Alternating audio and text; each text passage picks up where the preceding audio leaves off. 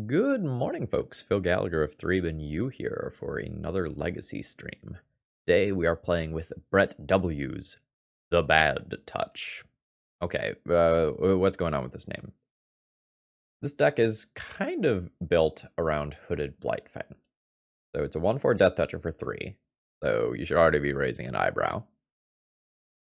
And whenever a creature you control with Deathtouch attacks, each opponent loses 1 life and you gain 1 life. Whenever a creature you control with Deathtouch deals damage to a Planeswalker, destroy that Planeswalker. Now, for copyright reasons, PVDH, I certainly can't play that song, but can we make references to the various parts of that song all day? Absolutely. And the other card this deck is really built around is Shevel, Bane of Monsters, which was pretty good when we played it in the green-black Nick Fit deck last week. Beginning of your upkeep, if your opponent has no permanents with a bounty counter on it, you put a bounty counter on one of their things, and whenever that thing dies, you gain 3 life and draw a card. So the idea here is that you have a bunch of death-touching creatures that can get a little bit of value with Hooded Blightfang, and you can use those things to draw cards with Shevel and kind of ride the value train. Now, the interesting direction from here is that there's a bunch of things that are just objectively powerful in this deck, but aren't necessarily on plan. So, there's Uros in this deck, which draws cards and gain us life, and if we have Uro and Shevel, that can be a decent amount of card draw. We have Marin, which gets sick value when a bunch of our Deathtouchers die. We just get to get them back later and return them to our hand or the battlefield directly. And one of those lines on Questing Beast is indeed Deathtouch. The most interesting thing here is that there's just 2 Primeval Titans chilling in this deck. And if you take a look at the mana base, you can see that there's a Field of the Dead.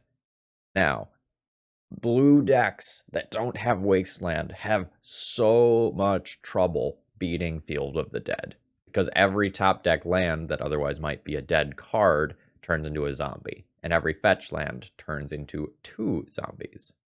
And you also have a couple of utility lands like Creeping Tar Pit and Castle Locthwain as well. Now, Castle Locthwain is interesting in this deck because Shevel and Uro are supposed to be gaining you extra life, and so Castle Locthwain's downside can be mitigated.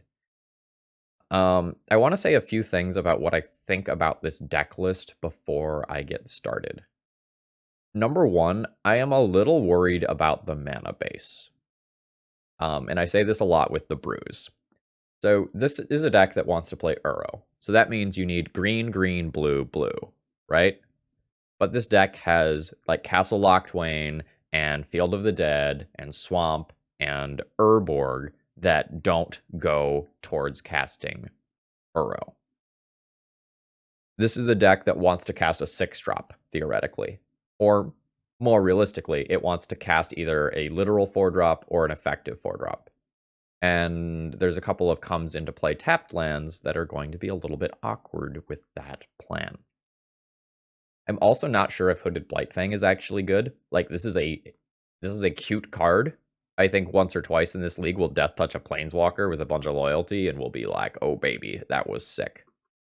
But if I were to start mucking with this deck, just conceptually before I start playing it at all, before I start seeing Hooded Blightfang in action, I would probably remove the Hooded Blightfangs. I'd put 2 Plague Engineers into the main deck, and then I'd play 2 Carpet of Flowers.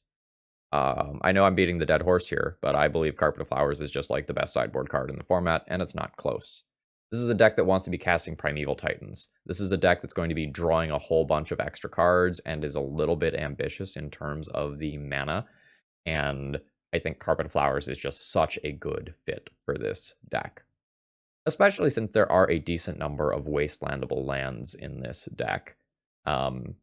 I think Carpet would be an awesome addition to this deck. That's where my mind is at going into this league. So recapping, I think the mana is a little ambitious. I think Hooded Blightfang isn't going to be good enough, and I think this sideboard wanted Carpet of Flowers. We'll see if my predictions end up being true, but I'm really excited to try this one out. And we have one really sick copy of Assassin's Trophy to boot. Shoutouts to one Mr. Lee for that. All right. So folks who are watching this on YouTube, please throw me a like or a comment. That sort of stuff helps out with the algorithm so much. And I hope you all enjoy the video. Okay, we're looking at a very strange opening hand here, where I don't exactly have an early game. I have a Force of Will and a Brainstorm. The Brainstorm can fix this hand, or save me from an early combo. I think I keep this hand, but it's a little weird, because if I cast the Brainstorm on turn 2, and I don't draw a blue card, then things are a little dicey.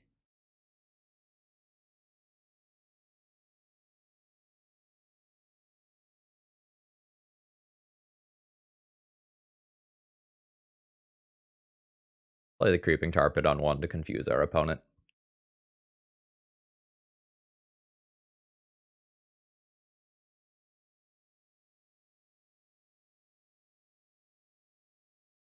Yeah, so I believe that you can make jank work, but I think part of making the jank work is accepting the fact that you need to play some. I wish I had a Force of Negation. You need to play some objectively powerful cards alongside of it in order to like make it so that when your thing isn't working, it's okay.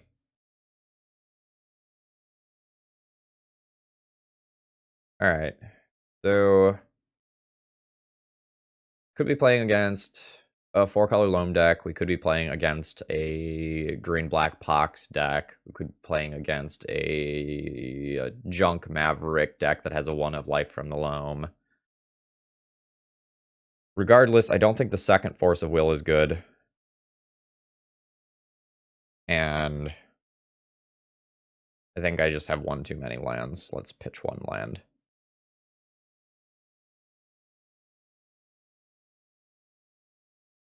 I will be fetching, but I don't know what I'm fetching yet. My biggest issue here is I'm really scared of my opponent getting a wasteland. And I'm not sure if I'm going to have the luxury to play around that or not.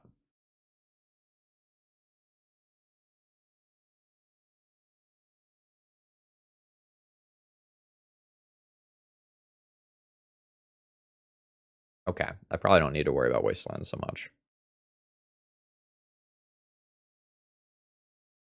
A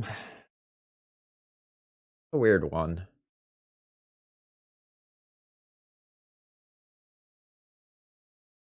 I can let it.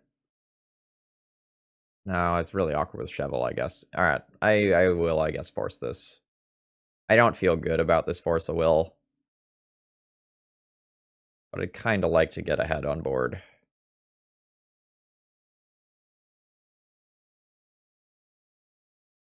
All right.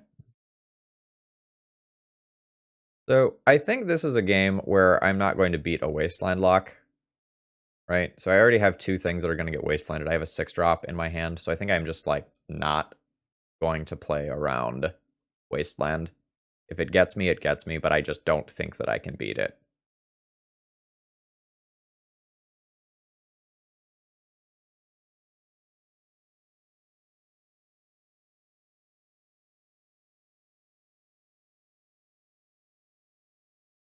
Awkward. I think I'm just going to play mana efficiently here. And then next turn, I'll try to double spell. A Bowelful. Thank you very much for following.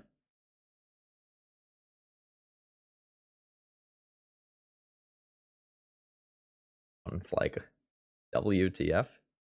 Kelly, thank you very much for following as well.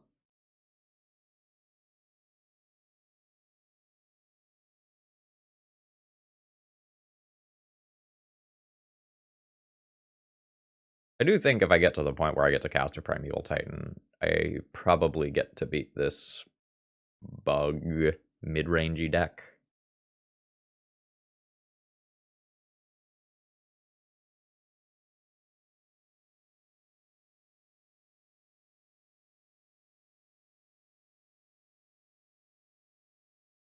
Yeah, this one's spicy. We'll see how well it works out.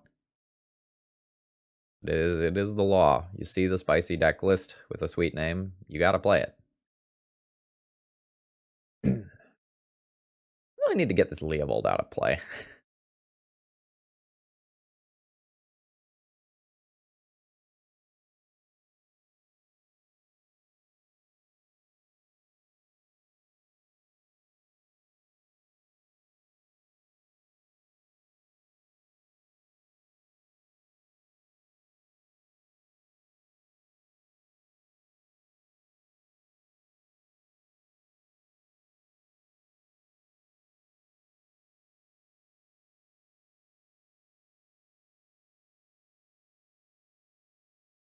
Today is the day where my opponent understandably has to read my cards.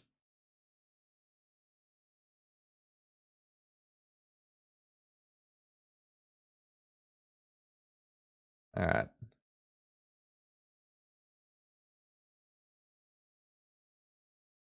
Alright, Hooded Blightfang's trigger has happened.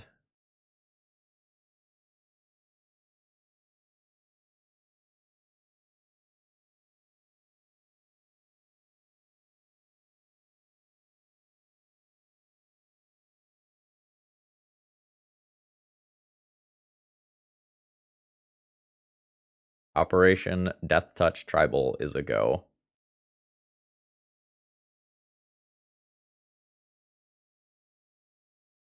Oh, I just scanned that and did the Twitch thing where I assumed the name was lewd or dirty in some way. My bad. A bowl full. Thank you very much for following.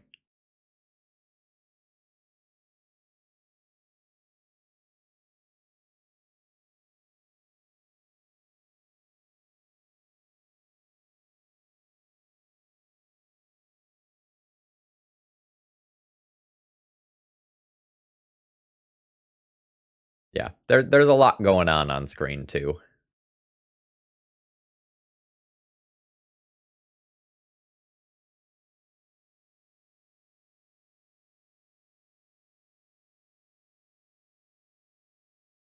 Devil, no!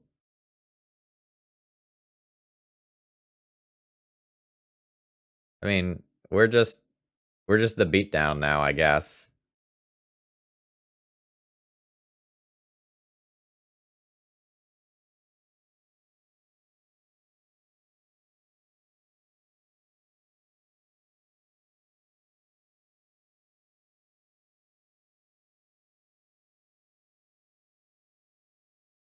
I mean, yeah, ultimately, I'm kind of happy that Shovel died.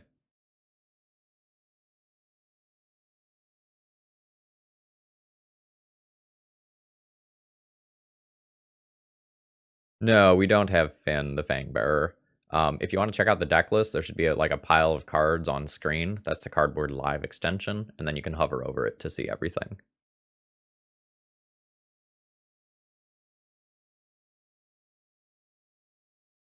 The Hooded Blightfang's triggers have been worth 3 points of damage so far this game. It's not bad.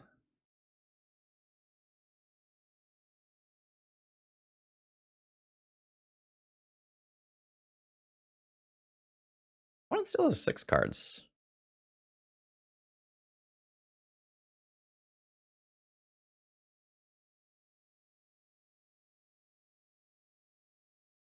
Hmm.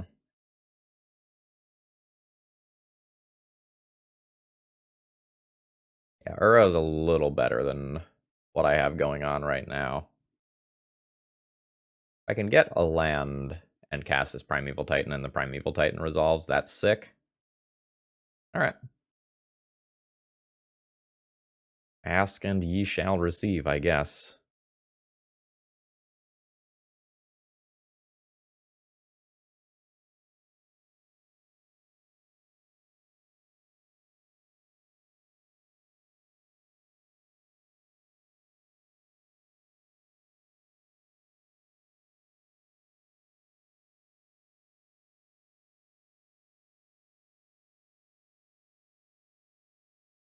One of my mods banned the bot there.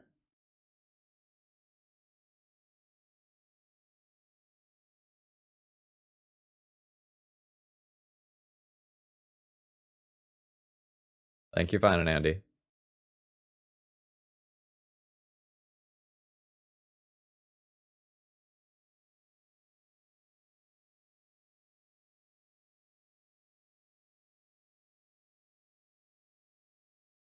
Alright, so they get one redraw. I will use this ability. Let's grab Field of the Dead for sure, and I guess the Castle Lochtwain.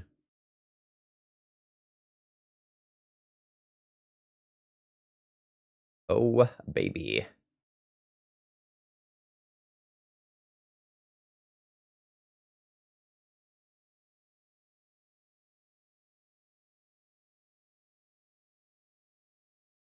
So I believe Primeval Titan plus Creeping Tar Pit plus Castle Lochtwain is going to power through Uro here. So we're doing surprisingly well, despite the fact that this Leovold has just absolutely shut down my cantrips.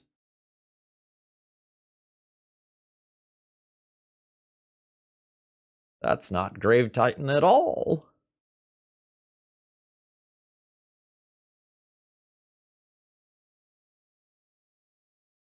Yeah, it's early on American time. It's 8:30 a.m. on the East Coast.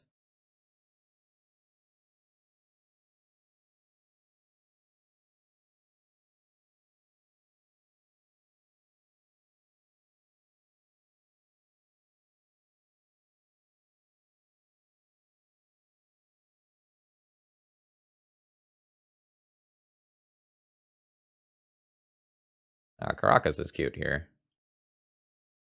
Caracas starts to open up like Leovold bounce shenanigans.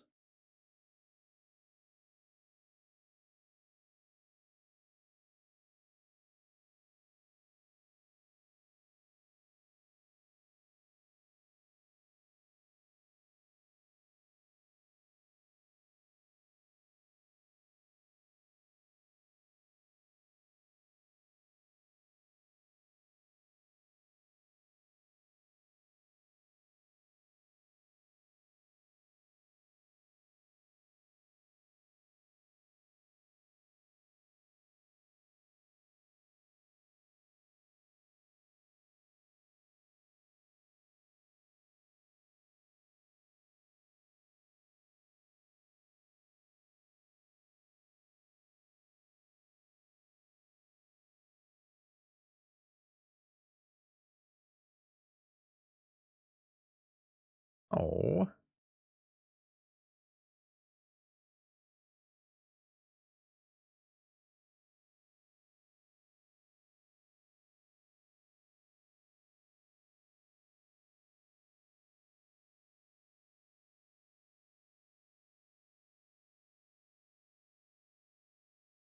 This Leovold is like really cramping my style.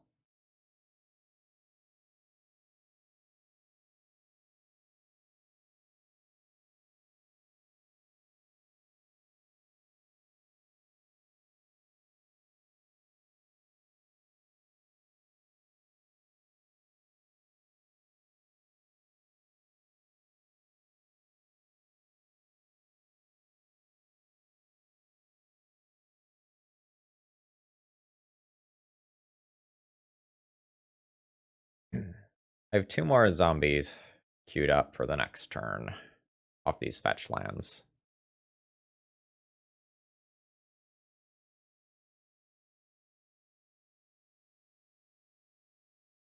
Our opponent's not dead next turn. We can talk the following turn.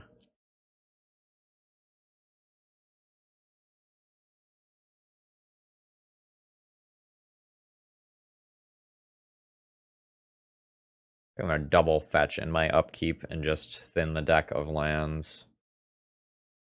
Pulling 2 cards from a 37 card deck starts to become relevant when a whole bunch of my draws are dead because of Leovold.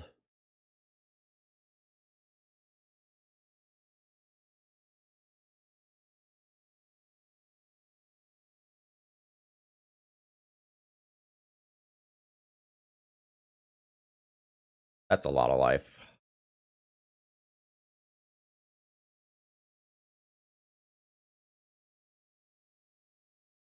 now I might not be able to just easily two-turn my opponent.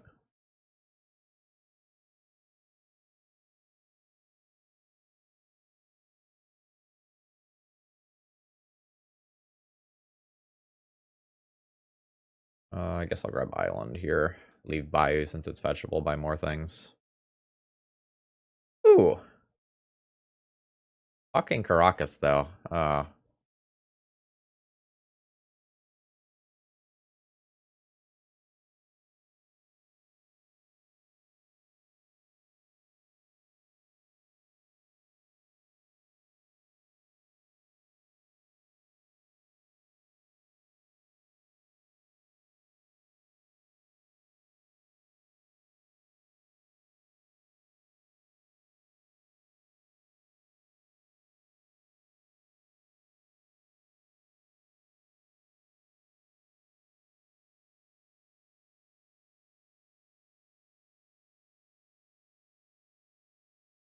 I think I'm going to play this.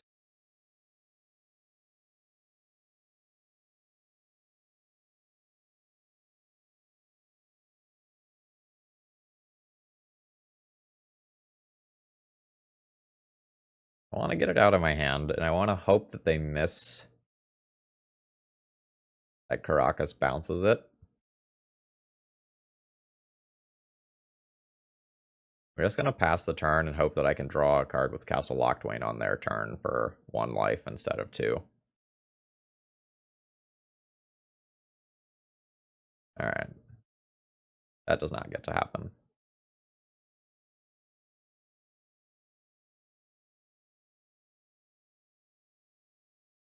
I'm holding back everything because if they attack with Uro, I want to be able to Deathtouch it. Alright, 2 instead of 3. This is not really doing anything. It draws some cards. That's fine.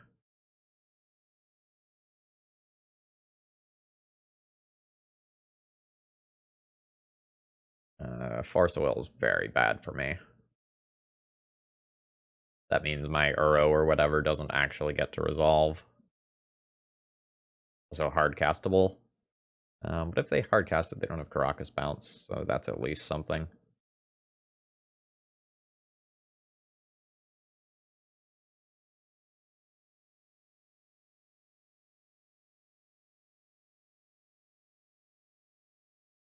Not quite to the point where I can just make a lethal attack in one go yet.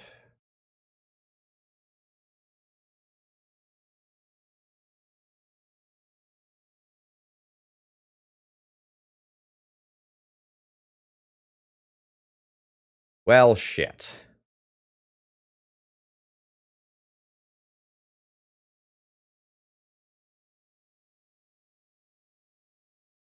Now opponent has life from the loam, Field of the Dead.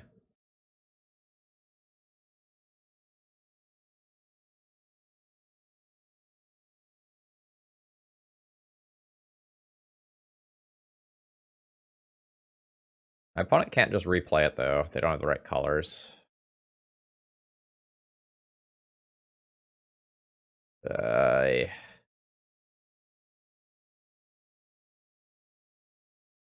Oh, that's actually good for me. That saves me a life. Like, I lose the Questing Beast here. But the Questing Beast wasn't really doing anything.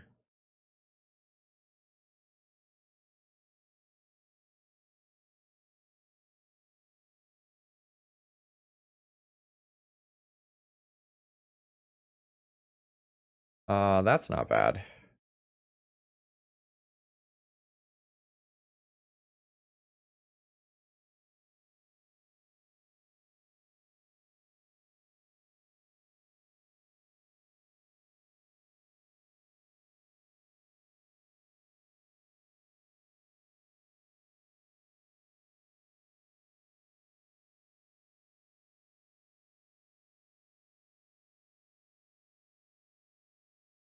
Get Leovold out of the way.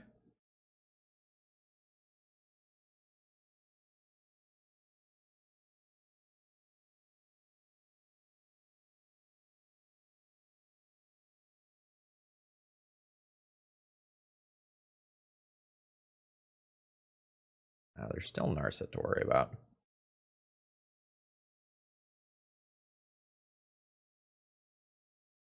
Does this Ponder stay stuck in my hand, or do I try to kill Narset?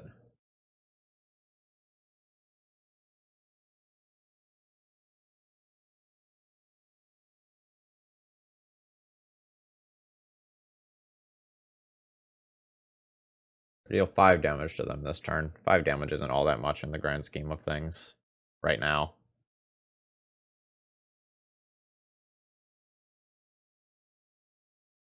Yeah, I think I need to unlock my cantrips.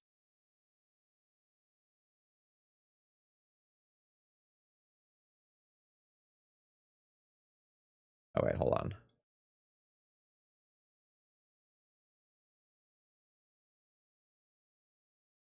I'm going to send 4 of those at Narset. You know what? Let's send all 5. Then we can also play around removal plus fetch.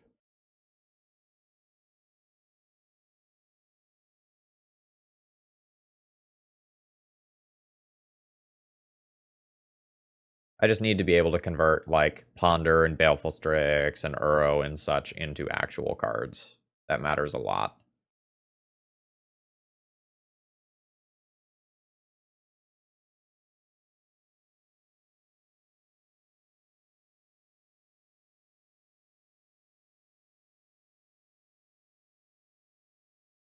Oh...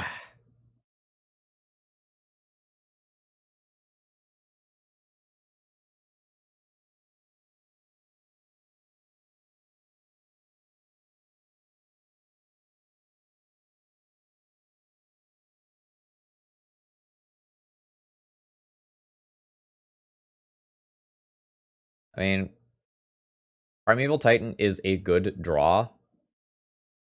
However, I know that my opponent has Force of Will. And so I don't think I can take Primeval Titan and 2 Force of Wills. I need to shuffle this.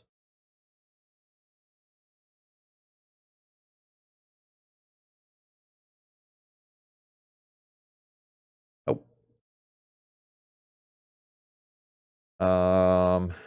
Do I cast the Ponder now that I have no other mana remaining?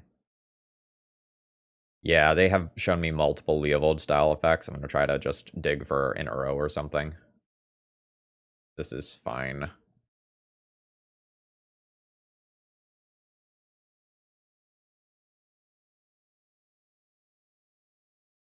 I think this game is lost at this point, though. Like, my opponent has 2 different engines. I have no engine. We're at equal life totals. My opponent has access to life gain and card draw, and I don't. My opponent has access to Caracas for my Uro.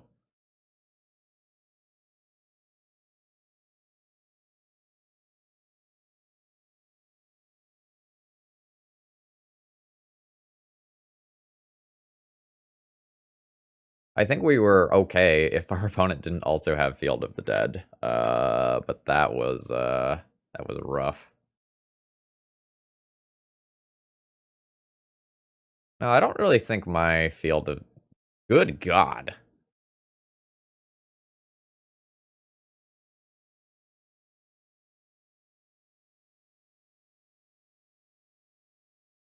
No, this is a donation deck list. These days I'm more tuning other people's brews than brewing myself. Which is good. I think more people get a benefit out of that. Like, I enjoy brewing my own decks, and I've mucked with all sorts of things in, like, the white prison and red prison categories especially. And various, like, white aggro decks and such. But that's benefit for me and a handful of people who enjoy the decks like I do. More generally, I think it's more beneficial for me to tune something else fun and spicy. Oh, yeah. All right. I'm just going to concede to the Wasteland here. Like, I'm just not going to beat Wasteland taking out my Field of the Dead when my opponent has so much else going on. I am comfortable saving the clock here. Like, I need to win too here.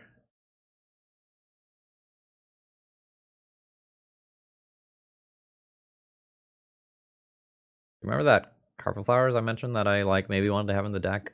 Just saying. Just saying. I want Veil of Summers here. I know that.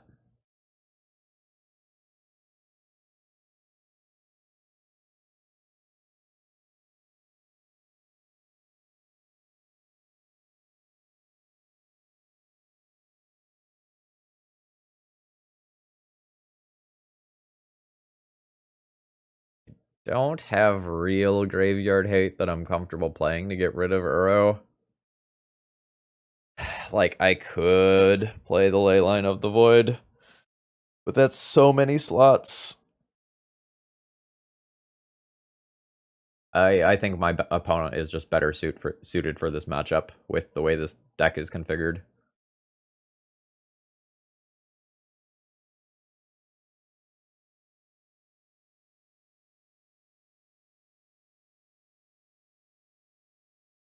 I'm gonna go down on one of these. And I think I'll trim one Force of Will. But I don't feel like I have the tools to outvalue my opponent's deck in a lot of cases. Their Leovolds and such are going to be pretty darn good.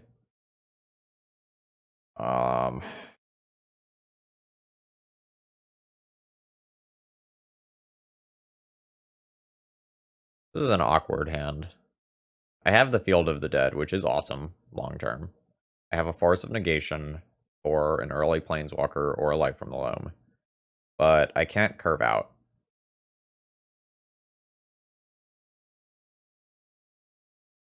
I think I keep this. But this one's a little sketch, admittedly.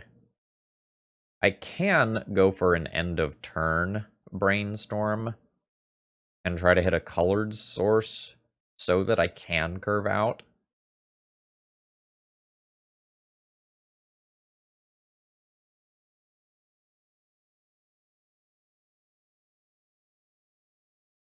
We'll see though. Like the end of turn brainstorm, if it doesn't work, is real bad. I don't think I can realistically go for that. Okay, we're saved. Everything's fine. Let's pitch the Force of Will. Assuming that I don't want to go down too many cards. My lands are good. Let's pitch Hooded Blight Fang here.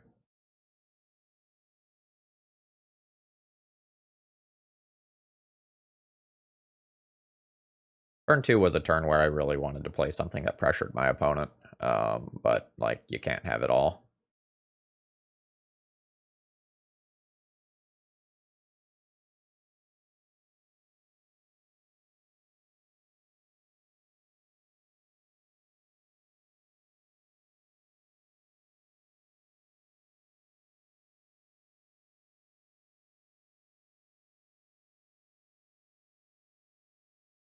No, because I think next turn I play a 2-drop and then Tar Pit, right?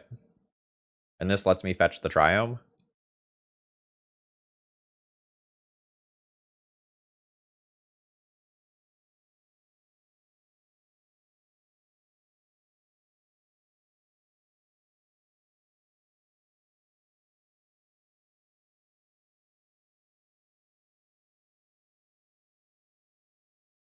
I guess a reason to keep Force of Will over Force of Negation is specifically Leovold.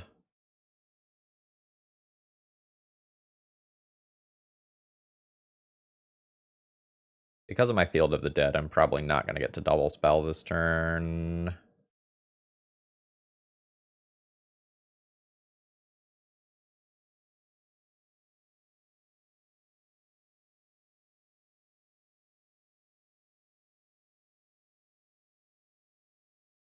Uro better? Uro better than Strix? Probably.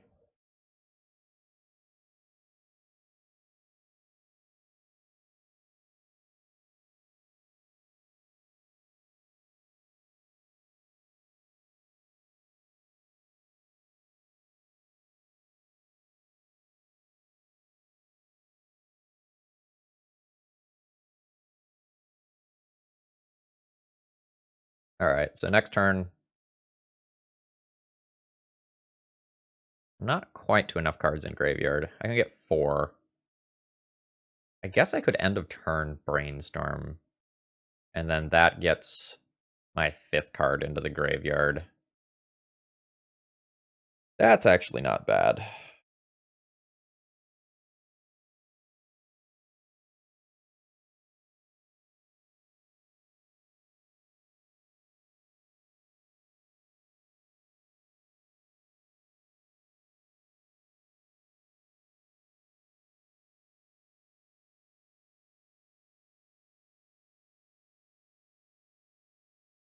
I think I'm going to go ahead and do that. This needs to fetch something green.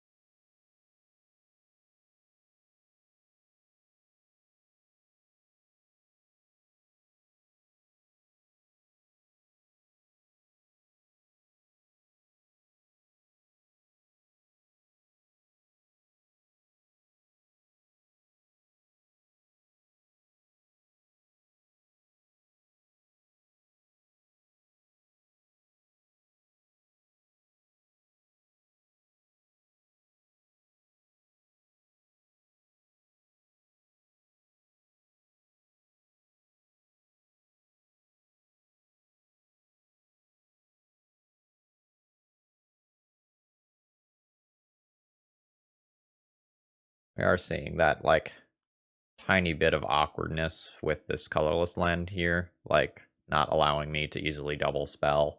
There was a turn earlier where I couldn't double Strix because of it, and now I can't, like, Uro plus Ponder or something like that. That's okay. Or it's just something to be aware of. God damn it.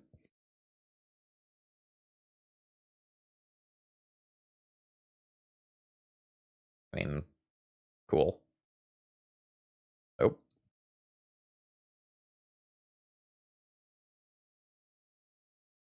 Yeah.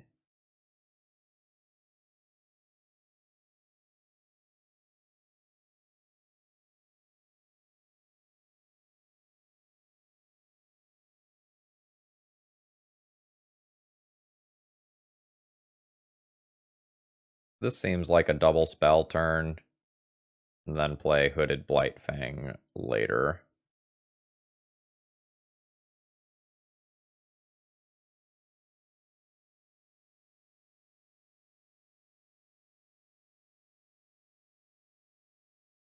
Though it's slightly more mana efficient to go for a Hooded Blightfang now.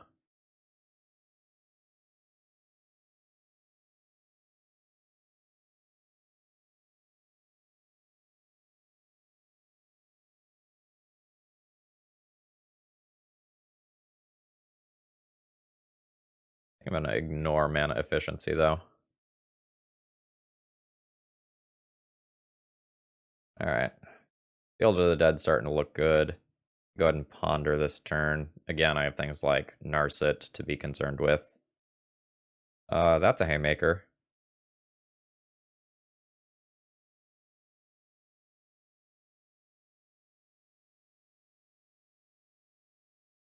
Technically, I guess I should have left the Primeval Titan on top for Thoughtseize reasons. That was a misplay.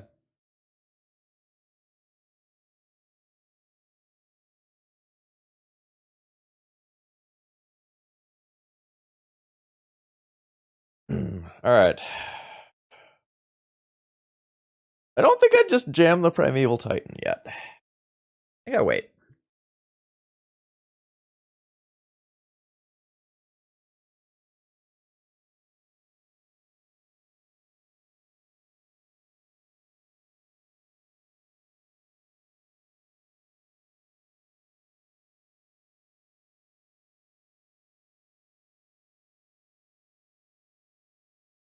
Aha, my Baleful Strix effectively attack for 2. Get wrecked, sucker.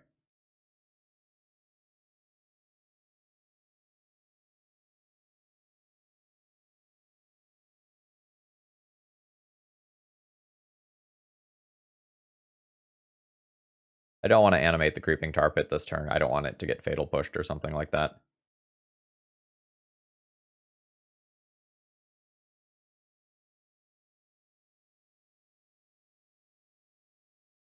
This fine?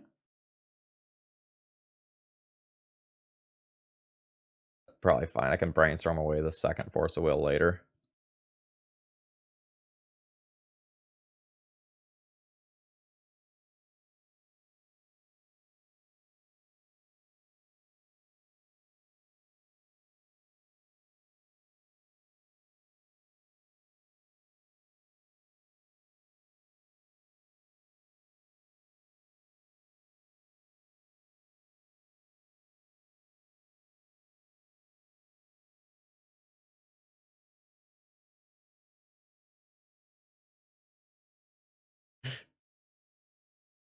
Noted.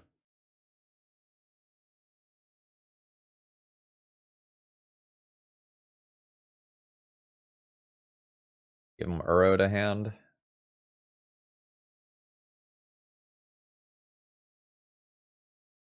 Life from the Loam to hand. I'll give them Uro to hand. I don't want them to have that creature in play immediately.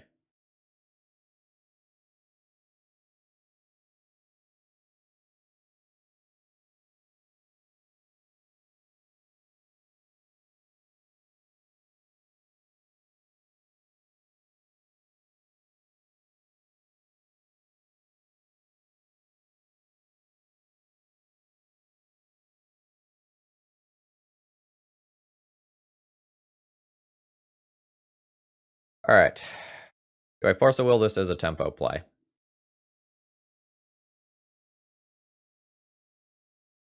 I Force of Will this. I don't lose Field of the Dead. I get to cast a Primeval Titan, get a whole bunch of zombies. I think I do that. It's a little weird.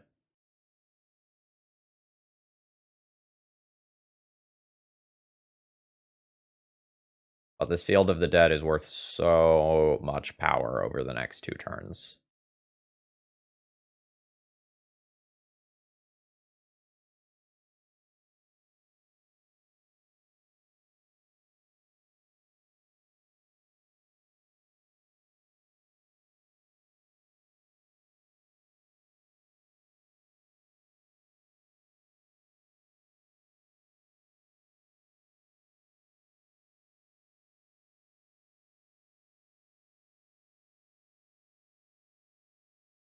Yeah, but they probably can't cast the Life from the Loam again.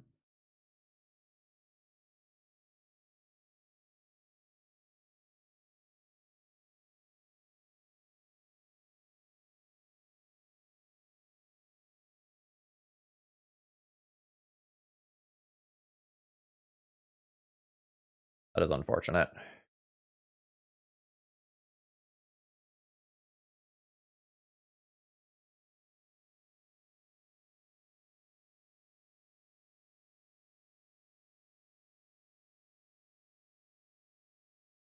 Now I think I lose.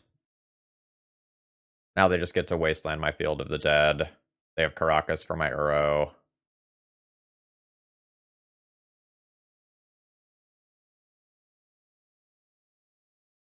Like I was trying to make an overwhelming advantage before their stuff got online.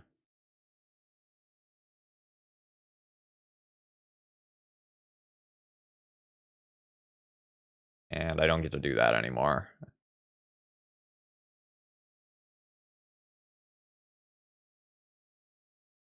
Yeah, yep. These legendary creatures also aren't doing me favors.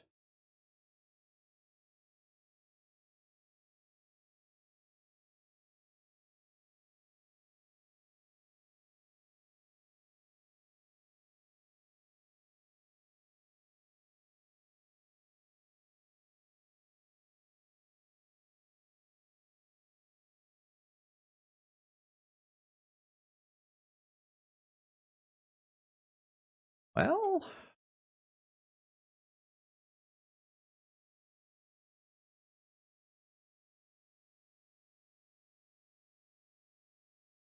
like the most likely way that I could win at this point is start trying to go for a timeout victory.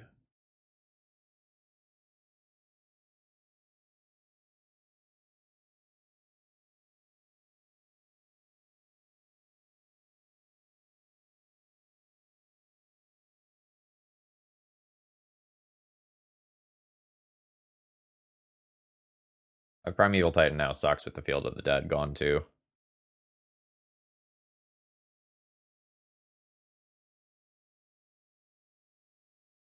Alright, so notably there, I was F6'd. But I guess if my opponent bounces my Uro, I then could have had a blue card to force that.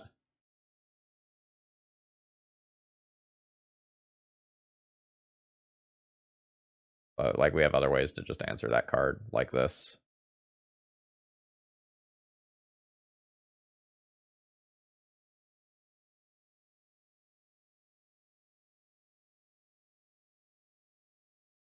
We've got some convenient numbers here.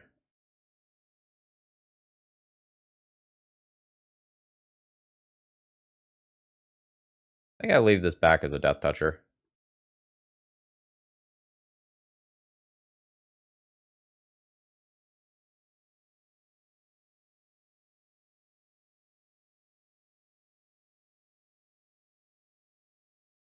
All right, we triggered the other Hooded Blightfang ability. Good on us.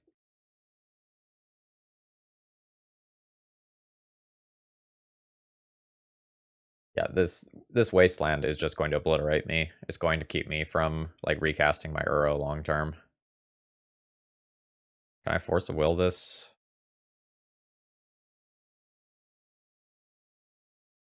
I will force a will this. Like, force a willing these life from alomes is so bad. Don't have good long term answers to it. And if I draw another, oh god. All right, I think that's the point where I can comfortably concede if I miss my next land drop.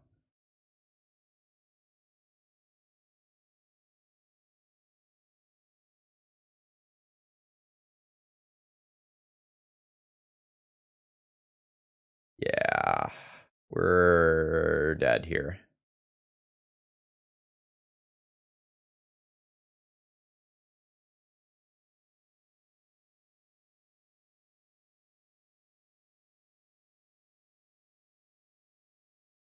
Yeah, I guess I can go for the timeout win.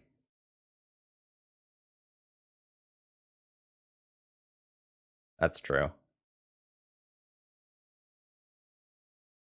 Like, my opponent is taking a lot of actions. I only have a minute to catch up on.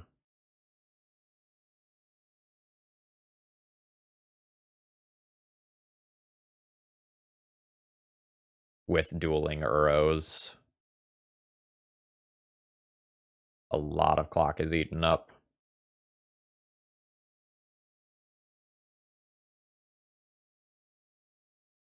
Yeah, I guess my opponent has used 45 seconds in this turn cycle.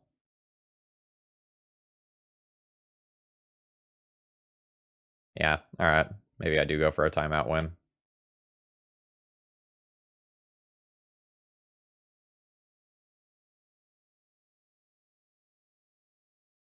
Green, green, blue, blue.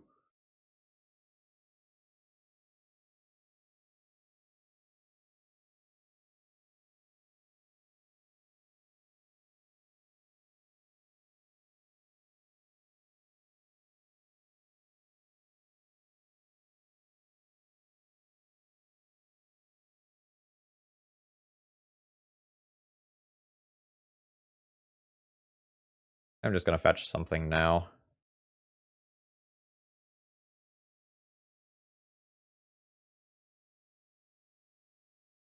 I need that sweet F6 value.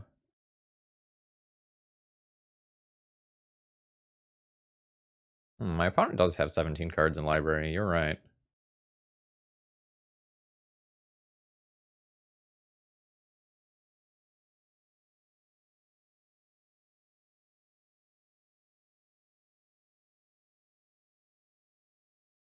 Are they just replaying another Uro for value?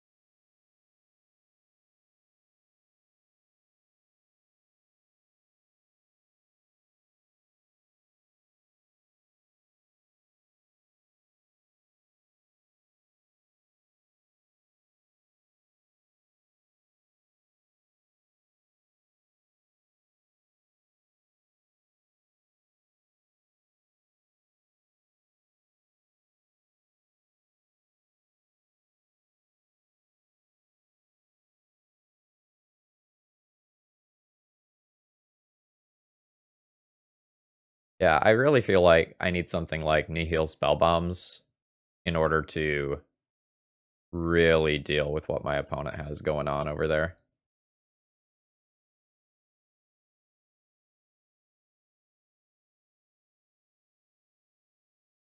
Uh, just shuffle that.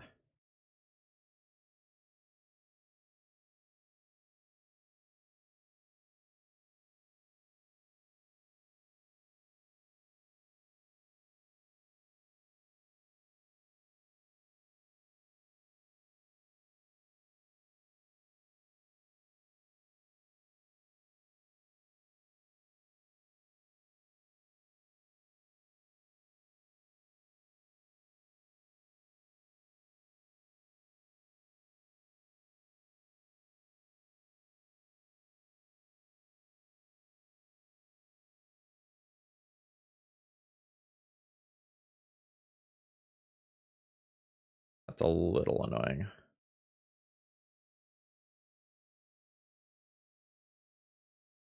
I guess I want to decay that first.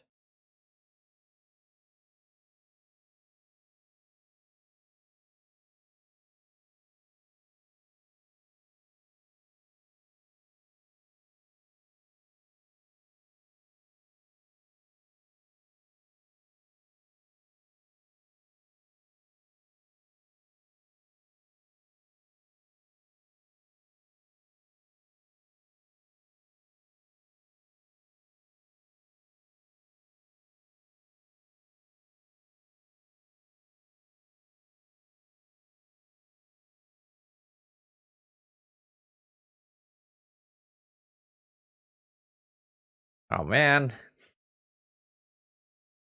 Okay, now I don't think I can win again. Like, my opponent has Leovold, so my Uros aren't doing as much anymore. I'm on a 3-turn clock. Oh, yep, okay. Field of the Dead is the nail in the coffin there. I'm not going to beat that. I don't have something like a sweeper. I'll take a draw, but that's the end. My opponent just has more endgame inevitability than I do, and too many of my creatures are legendary versus their Caracas. GG, opponent. So I have this opening hand that I think ultimately is just too slow, despite the fact that I have some neat cards in it. I really want, like, some early game cantrips or something. Hand's decisively I'm gonna keep it.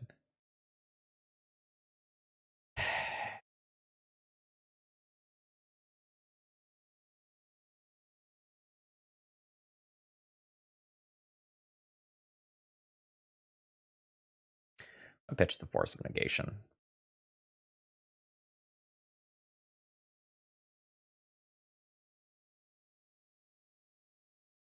Like, I've mulliganed once. Using that Force of Negation early on in the game means that a lot of my things that I have going for me aren't really going for me anymore.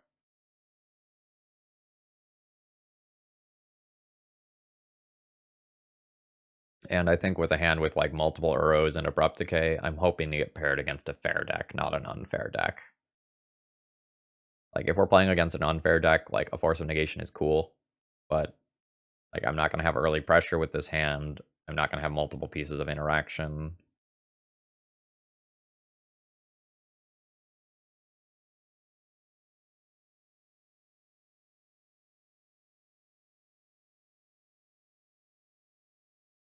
Our opponent is on something like Show and Tell. It's bad news for me.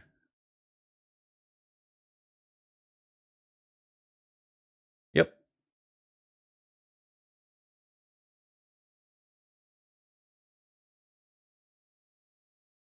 All right. I played the hand in the way that was most optimal versus a fair deck and got paired against an unfair deck.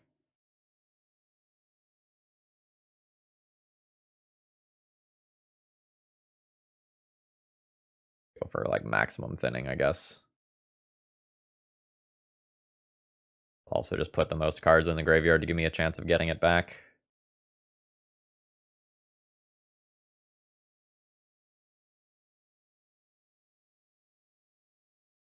Alright, we're not dead yet. That's the good news. The bad news is that Drawn from Dreams is absurd. Yep, alright, and we're dead.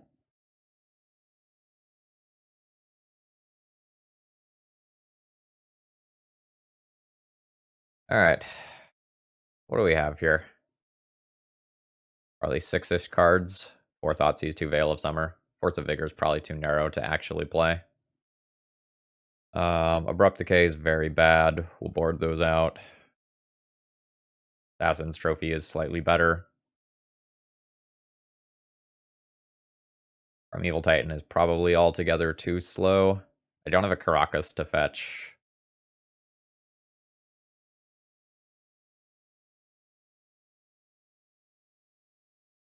The Hooded Blightfang, Marin, Primeval Titan are all slow here. Um,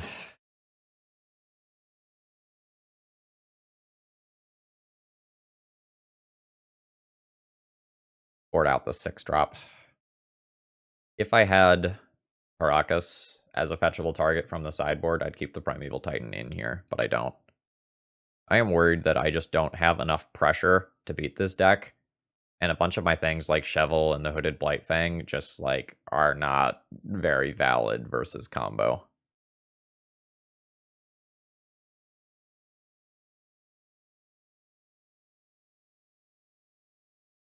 Yeah, good old one Mr. Lee gifted me a set of codes for the alternate art from the, like, metal posters or whatever they call them.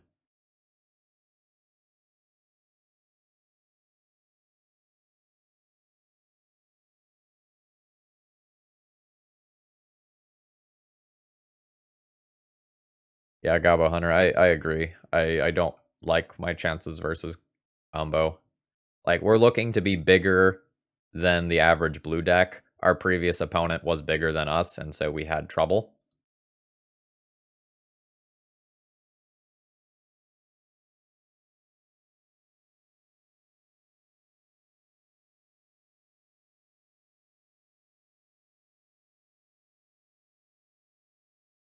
Also, I guess on turn 1, I should have, like, played a fetch land and grabbed a tapped Triome.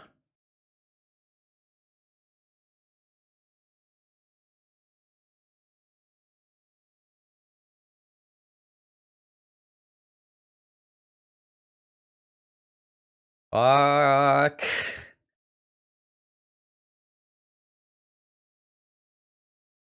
Yeah, we're dead. We're not beating Boseiju. I don't have Wastelands. I can't get rid of that.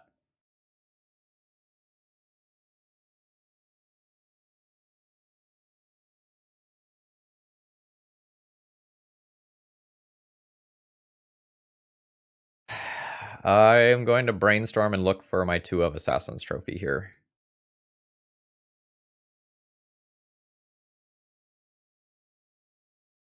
I mean, Thoughtseize is good.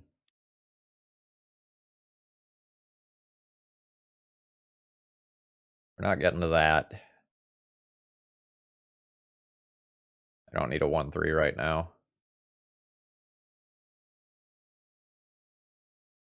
Nathan, thank you very much for rating. Hello and welcome to everyone tuning in from Nathan's stream. I'm Phil Gallagher of ThrabenU, and we are playing The Bad Touch today, which is a Deathtouch themed deck. Okay, we're going to take the show and tell here. And I'm honestly going to fetch just so I don't forget to fetch later. Grab the Triome now. Opponent's Carpet of Flowers is just absolutely gas already.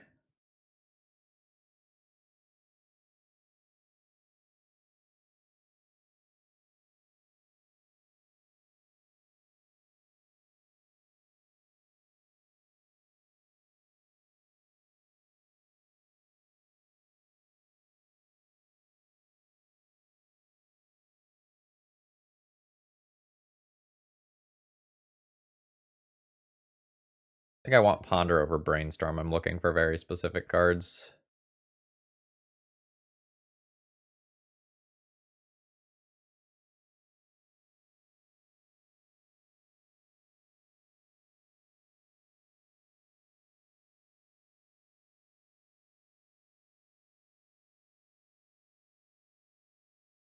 Good luck in the PTQ, Nathan.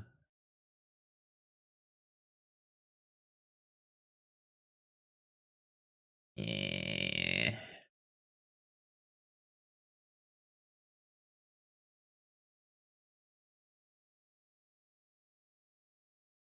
When I fetched the previous turn, I fetched the Triome under the assumption that I would get to counter Carpet of Flowers. Now that Carpet of Flowers has resolved, I wish I had gotten the Bayou, but since I was planning on forcing the Carpet anyway, because them hardcasting Omniscience is very real as this game drags on, I didn't do that.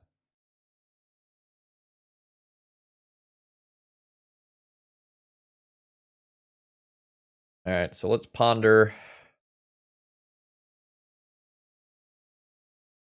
Thoughtseize is fine.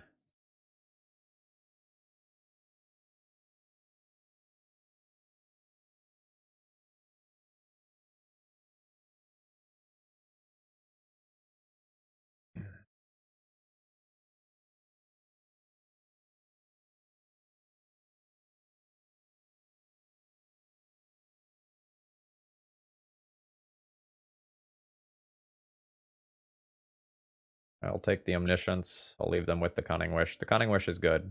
Don't get me wrong.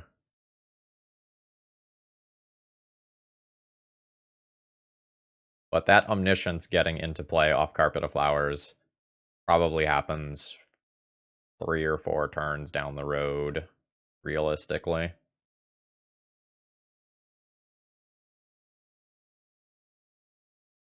I need to get Uro into play over the course of 2 turns and put a real clock on my opponent.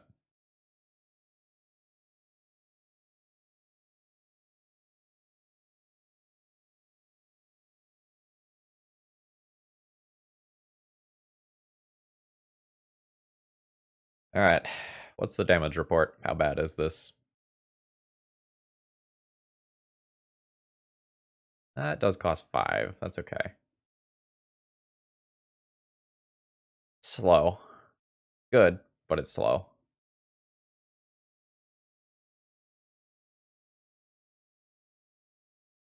Carpet? Carpet over Boseiju?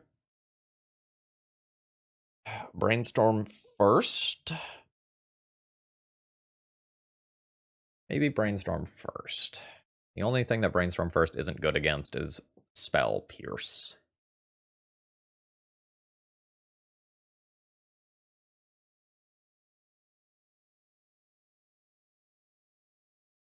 They're pretty unlikely to have that, I think.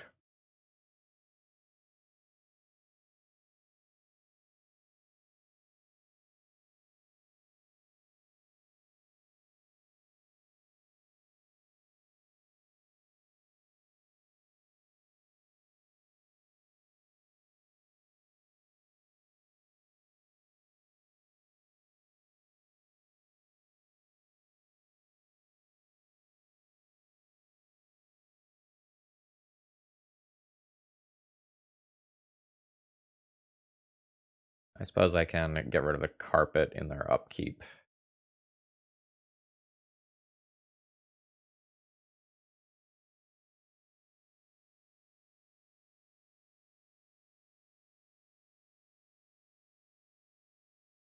This just converts Carpet Flowers into something that makes 1 mana, and that's fine. It's Carpet making a billion D mana that I can't deal with.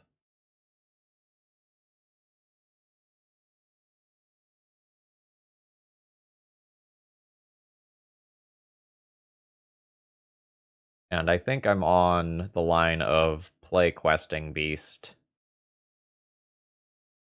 and attack for 6 next turn.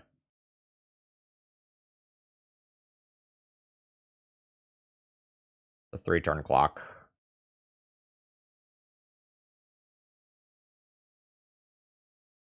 I want my opponent to fetch.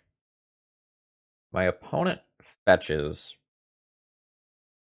then that's 13 total damage over 2 turns, which means that they won't be able to activate that Boseiju later.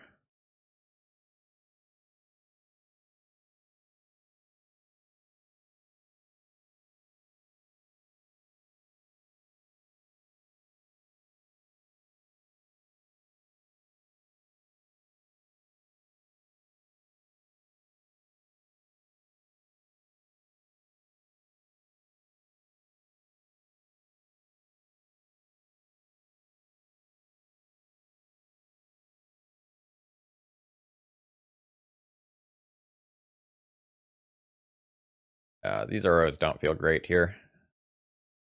I mean, more honestly, my deck doesn't feel great here. Like this is not the sort of matchup I'm suited to fighting.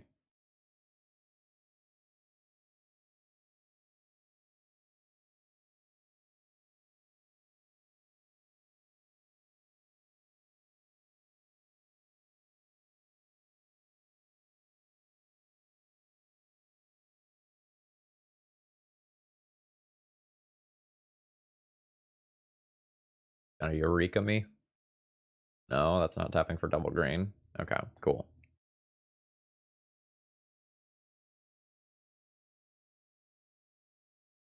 All right. Do I want to change anything on the draw? Not really.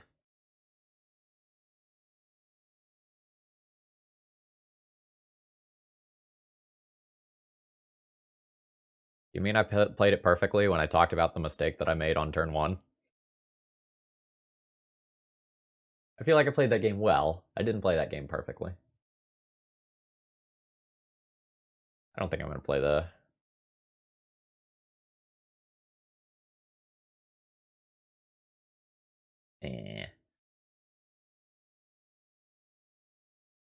And does not have blue mana. I think I lose the game most of the time that they put an Omniscience into play. So I don't think Force of Vigor is actually good.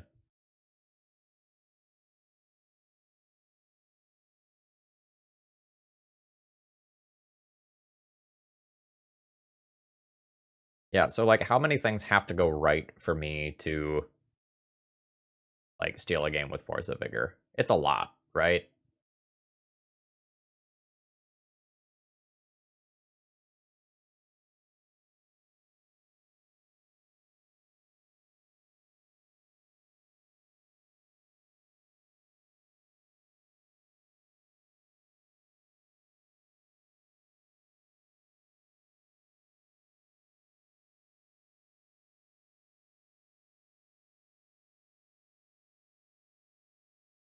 Yeah, so like mathing that out, it requires me having a Strix or Uro, it requires me having a Force of Vigor, it requires me having a card to pitch to it, and it requires my opponent not having something else that interacts with that. So that's 4 things that has to go right in order for Force of Vigor to eat one of their like show and tell targets. It also requires them to not have the Cunning Wish and to be able to win at instant speed.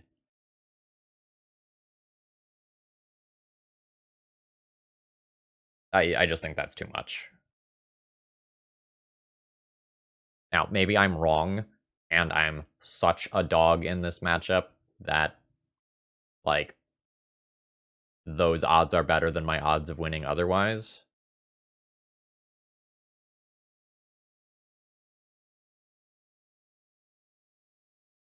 And in that case, it's correct to play it.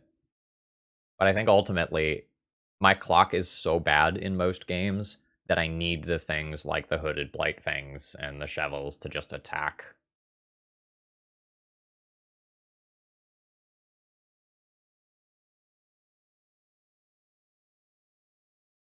No, I think those, like, piddly bad creatures have very real purpose here. Like, they suck, and I'm not saying they don't suck, because they do suck. But I need to kill my opponent, and my deck is bad at killing the opponent.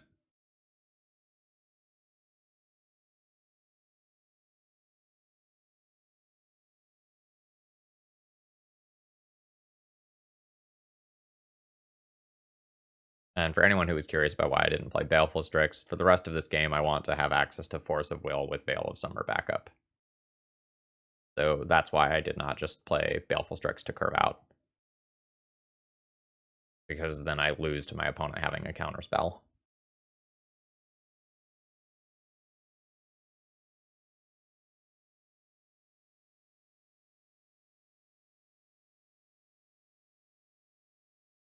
With no clock in play either, like, my opponent can sculpt forever.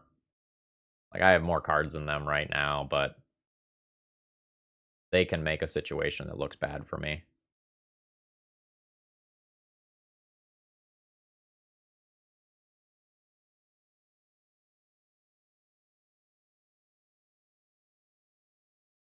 Maybe grab my second green here.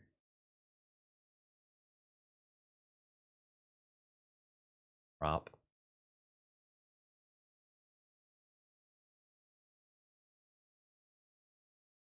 Also, if I had that fetch land in play, I was supposed to fetch the Triome.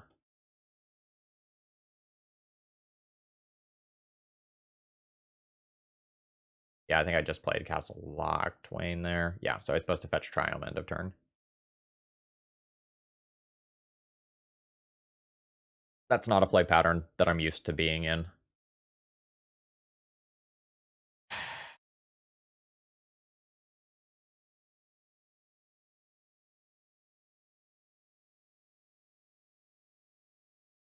Man.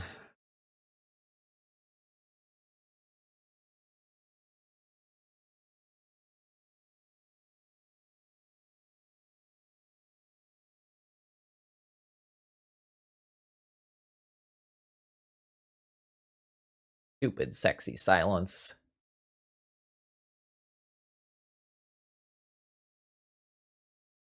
It just, like, does its job anyway.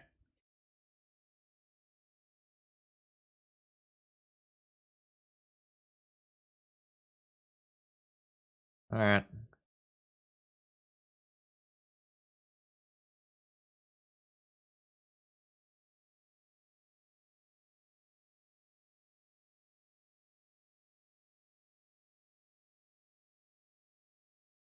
Womp womp.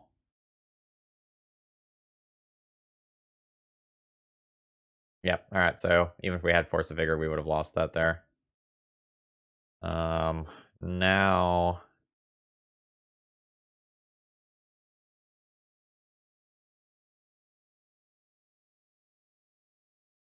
we're dead.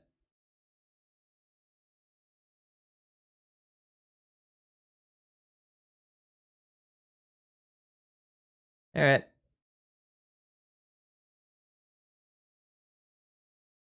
Lost that one pretty handily.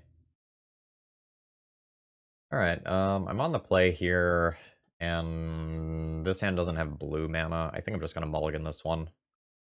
Yikes, we're gonna mulligan again. God.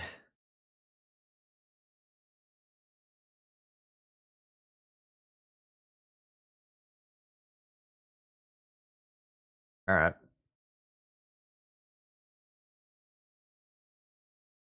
I'm gonna put back one Force of Will. And... I think the Ponder.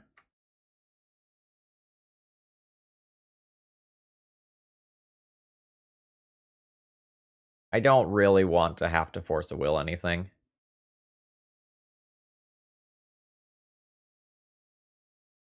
No, I think I need to keep land drop 3 so that I can just play something like an Uro if I draw one.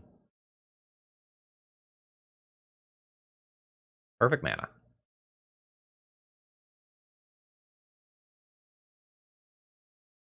Sword Equip, thank you very much for your continued support. Nearly up to 2 years.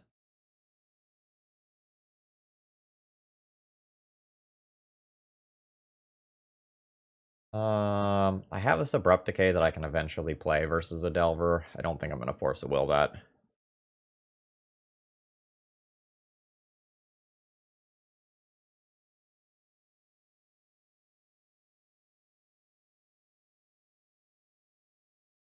I will Brainstorm here and try to smooth out this hand. This field of... oh, God. No! This is not Abrupt Decay mana. This also is not lands.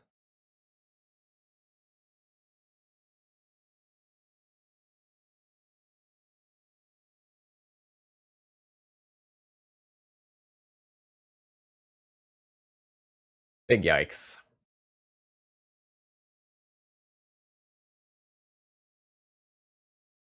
Alright, the good news is the Delver didn't blind flip, so we're only taking one this turn.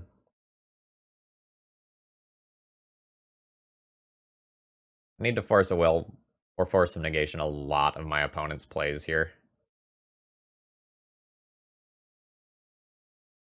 Alright, now we're starting to run into some moto lag. I'm gonna have to reboot after this game.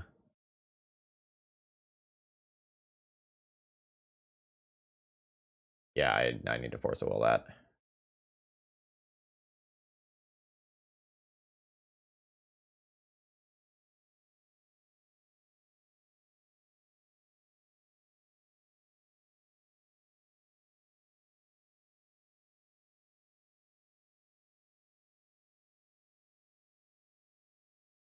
We also don't have enough cards in graveyard yet to just, like, bring this back. Not that we have the mana to cast it, and we're going to be pretty far away from that since we have a colorless land, too.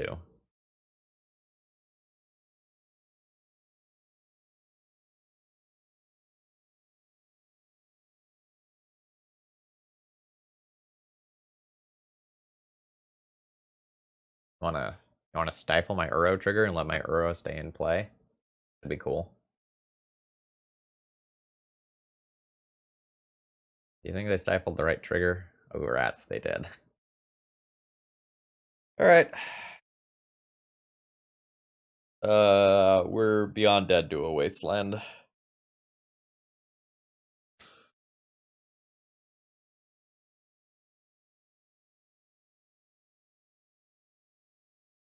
Uro is the top card of my library. If we, like, get an Uro into another land or something like that, I can maybe pull this one back. But otherwise, things are bad.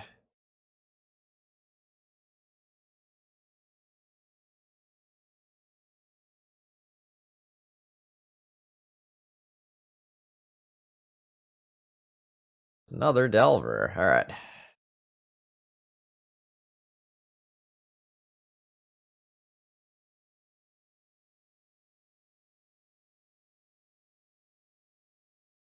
Alright. Find me black mana? And you found me mana. Worth something. I guess, like, this can be my green, this can be my black, and I can Abrupt Decay something next turn. Stifle.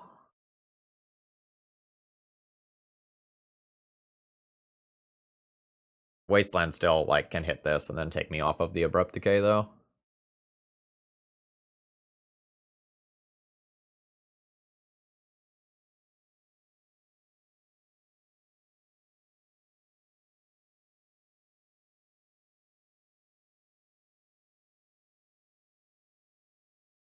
Third Delver. Well, third Delver sure is bad. This land also doesn't contribute to casting Uro.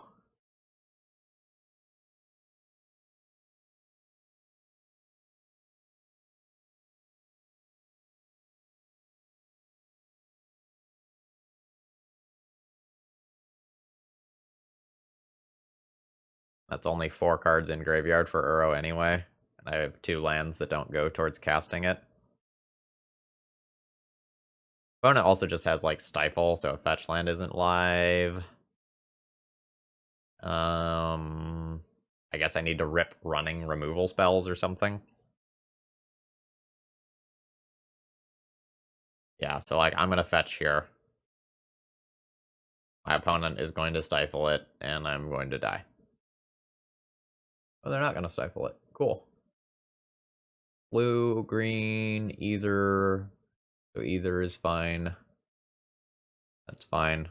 I can just die to them stifling this instead.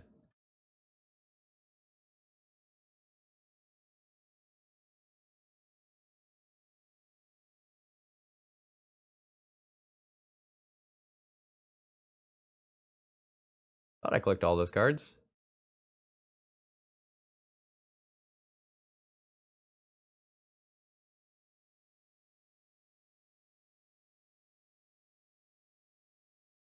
Oh, they also just have the Force of Will and a Daze. Alright, yeah, okay. That's fine. We're dead.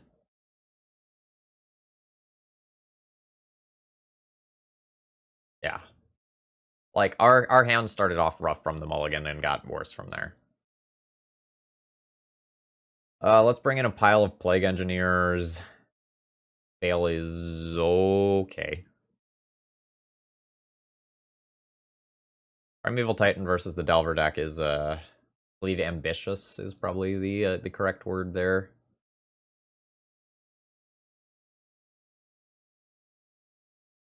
And my blue cards are pretty good. I probably go down on some number of Force of Wills and Force of Negations.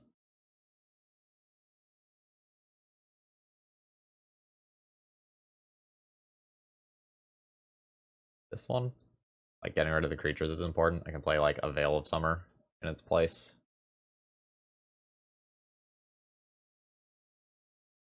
The league is grindy, and we're not quite coming out on top. That's the league status, unfortunately. Oh man, just another hand where the mana doesn't work. This hand is solid. We'll probably throw away land number 4 here.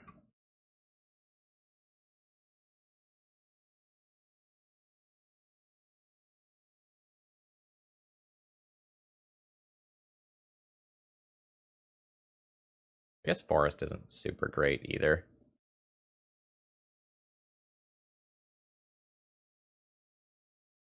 What's my basic land count?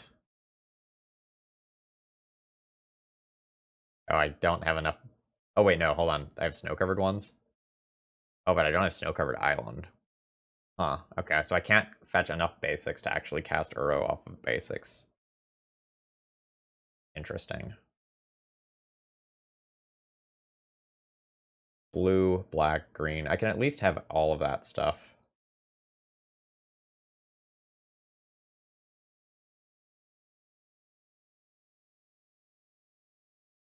Inuyasha, thank you very much for following. I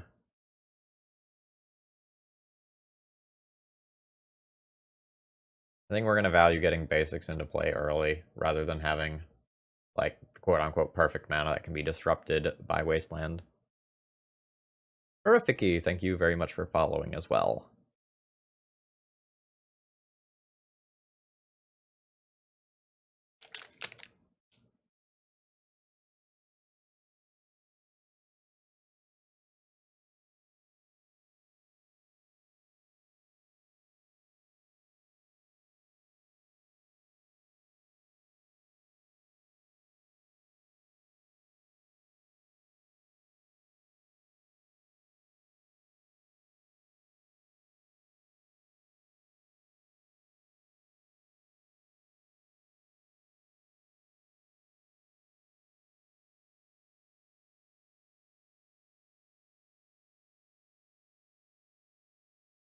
And Zucanoris, thank you very much for following as well.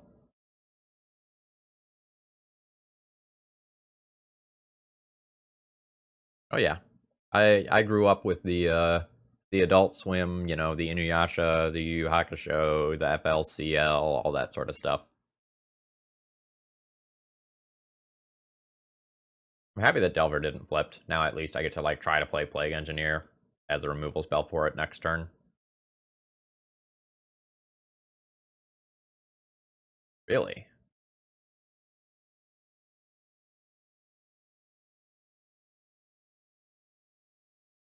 I'm not gonna take that. That just smells to me like a Tarmogoyf, you know?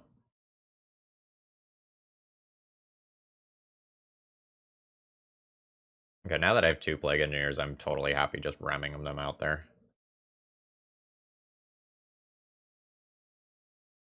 Could be Daze, this could be Forest. Oh, just worked.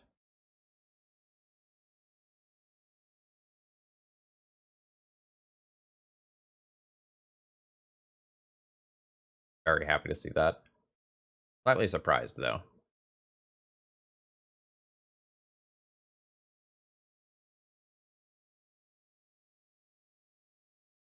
Yeah, right. Like, now we have multiple Death Touchers on board versus Delver. Like, that's a good place to be.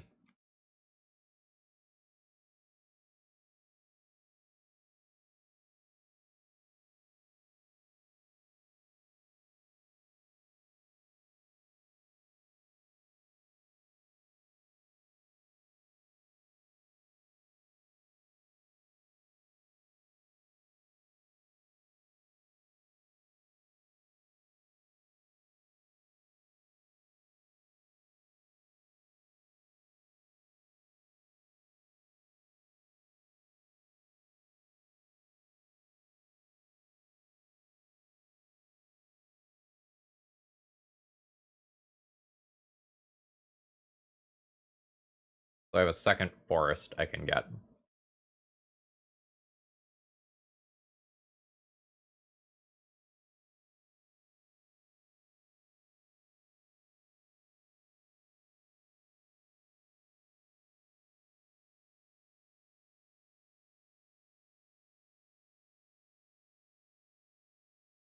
I am just going to pull that out of the deck now.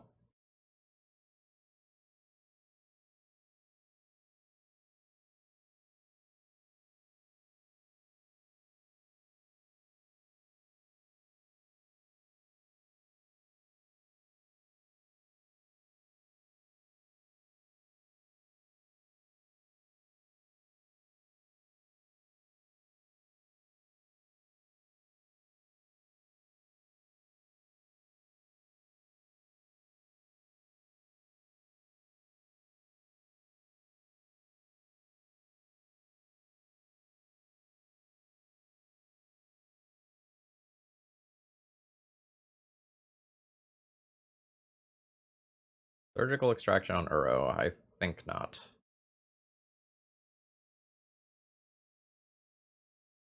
I can't cast my Uro yet, but that's my best card in this matchup probably as this game goes long.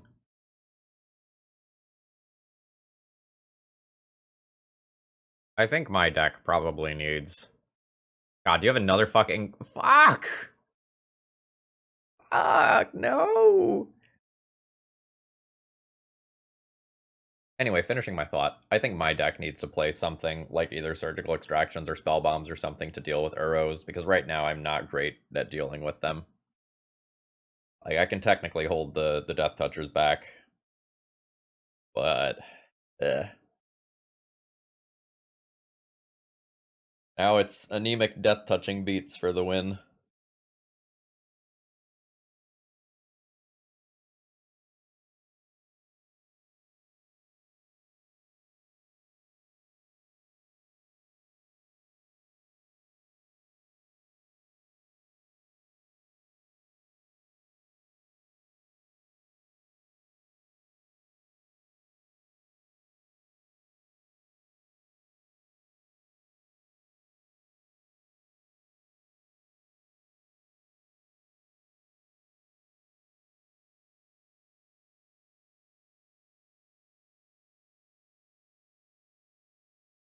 Are we the beatdown? I do attack for 5. I get the first attack. I think I'm gonna try to be the beatdown. Hooded Blightfang doesn't die to Lightning Bolt, so I still get to hold that back for Tarmogoyf. Rude?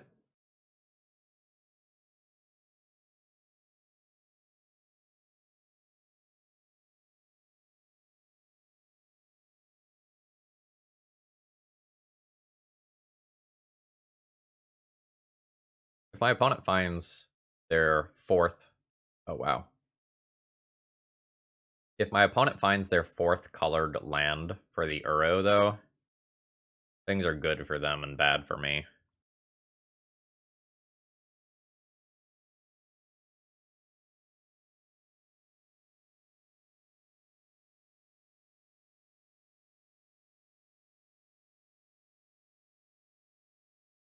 Like, right now I have 2 damage a turn, but Uro undoes a turn and a half of my attacks currently.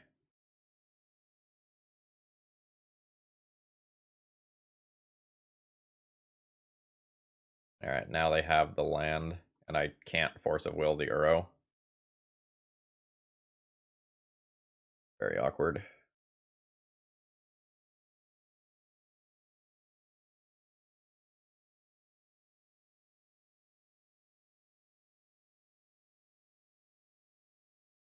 Shovel allows me to better double spell if I don't play it. Like, Plague Engineer is a better use of my mana this turn. But Shovel potentially allows me to draw a card if I can end up killing the Uro later. So, I'm going to play to the line that potentially gives me another card later.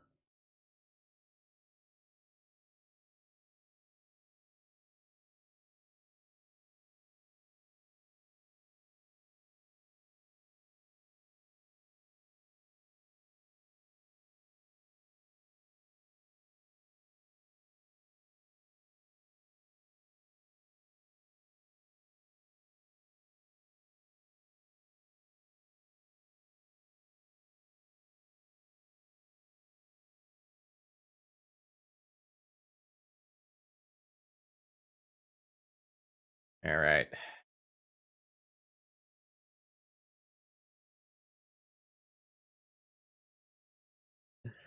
Cardboard Fjord. I appreciate the effort. I don't think I've been doing my part in the Bloodhound gang references this league. So well done.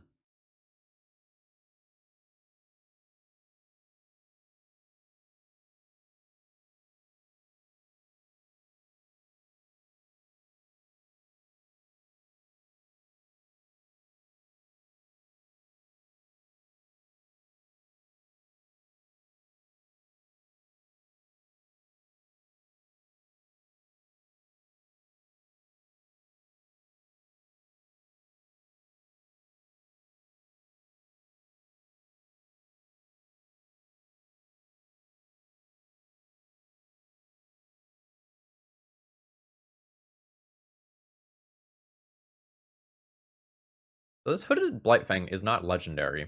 So these triggers do stack up.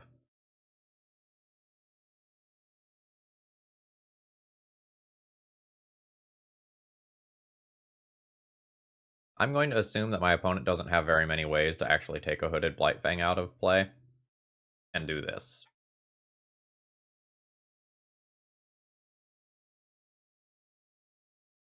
Like, Lightning Bolt does not remove Hooded Blightfang.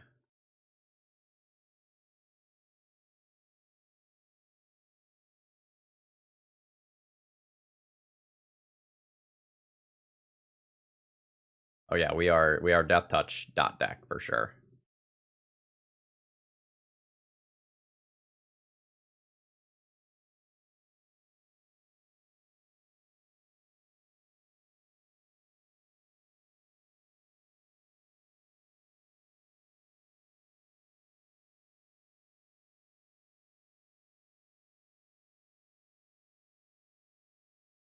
This Ponder is to pitch to Force of Will, so my opponent will cast an Uro, I'll Force of Will back, and then I kill them with 2 Hooded Blightfangs?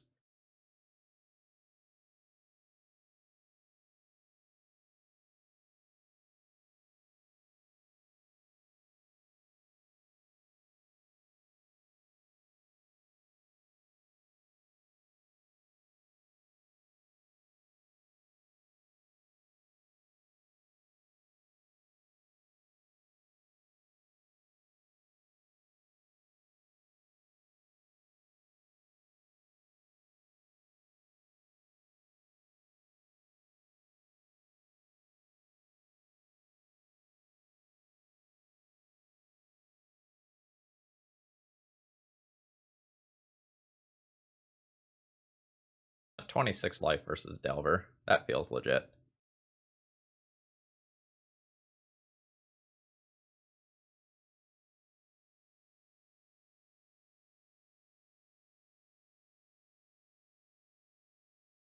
Moto, hello?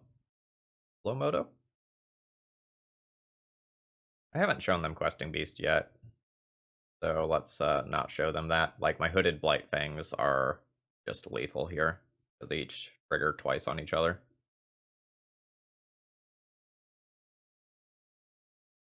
Pew, pew, pew, pew, pew, pew, pew.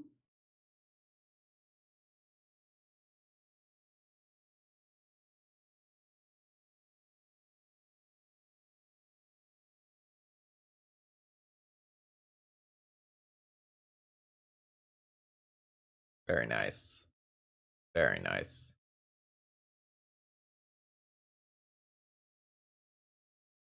Gary, yes. So this does have haste. I could play this and attack with it, right? But my opponent is deterministically dead, right? There's not a realistic card that they can have that beats these 2 cards on board. And because of that, I don't want to show my opponent cards that I haven't shown them already.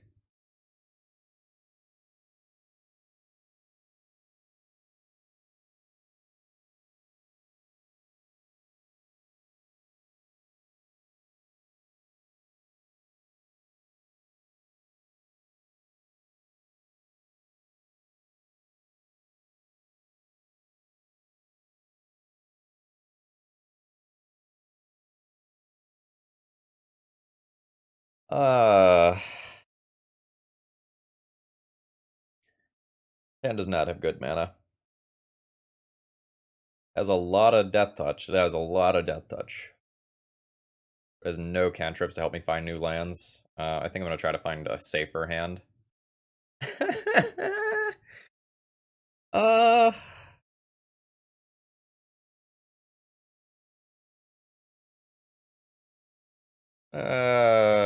Okay.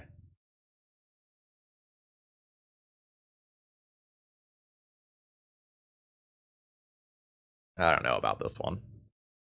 I also don't know about going to 5. So I'm going to keep this. And I'm going to hope that, like, stable mana allows me to play whatever cards that I get off the top of my deck and maybe win this game.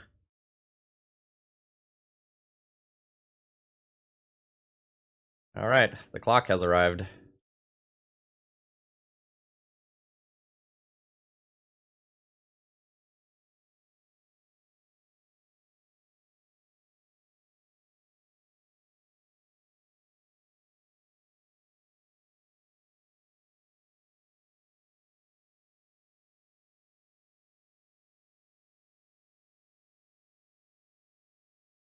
Oh yeah, for sure. I absolutely fetch now to avoid a stifle.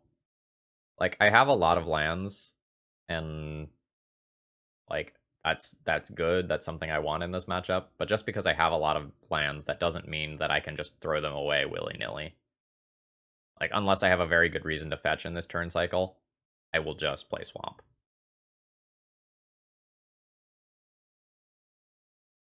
Oh no.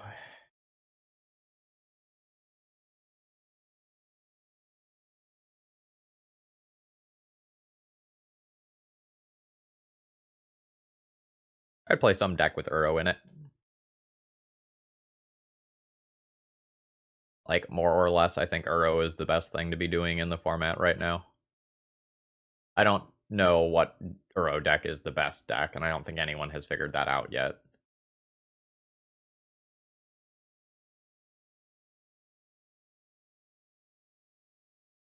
But I would be looking at playing some deck.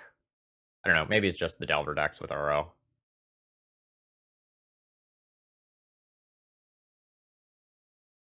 I don't feel like the control deck has emerged yet.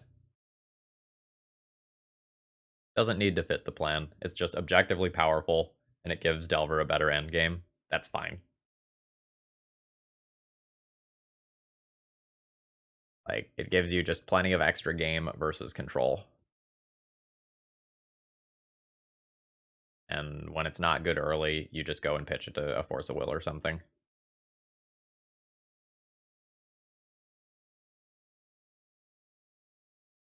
Stifle, Wasteland, Stifle, Wasteland, Stifle, Wasteland. Pyroblast is problematic here.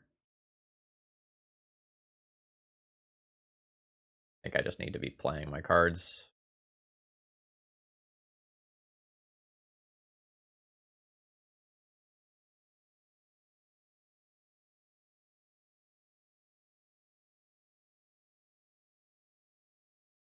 Yeah, I mean, and some of the combo decks already are just good, right? Like, Doomsday is certainly a fine choice, for example.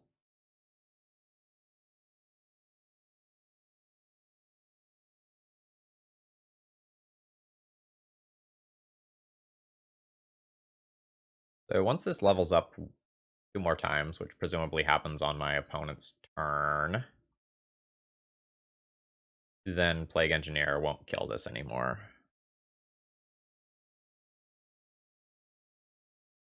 I guess I can't always yield to that.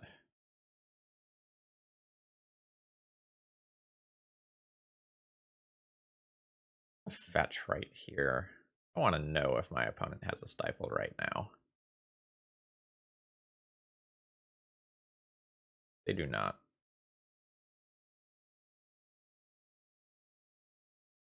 I'm already susceptible to Wasteland. I'm just going to grab the Triome here. Like, I have 2 Wastelandable lands already.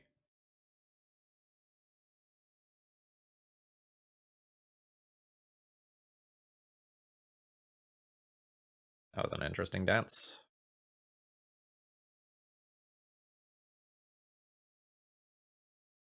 I think my turn starts with Baleful Strix and then by playing Hero number 2 from hand. Oh man, I can't take more pressure here.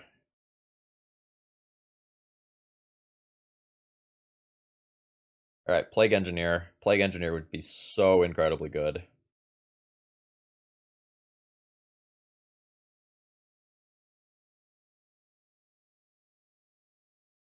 Alright.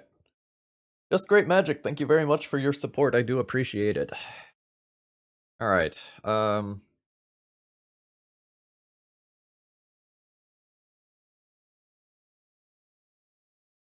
much of my stuff is just gonna get countered here. Or pyroblasted afterwards.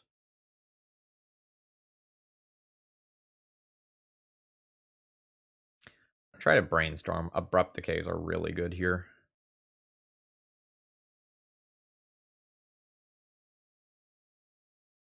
Yeah.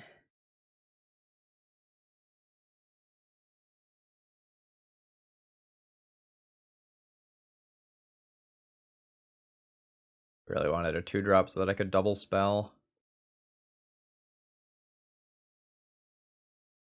This just beats me now unless I draw a removal spell.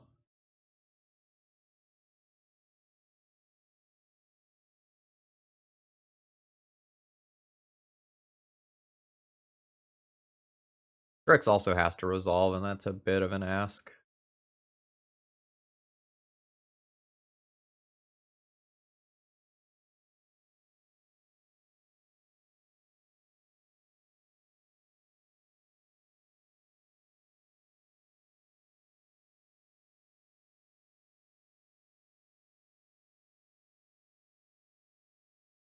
This was the plan for the Uro, though.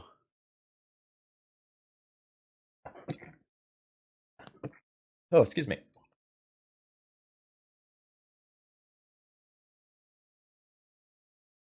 Like, since the Pyroblast is known, I know that if I just, like, fire off this Baleful Strix, there's a pretty good chance it gets countered. I don't have 1 mana removal, right?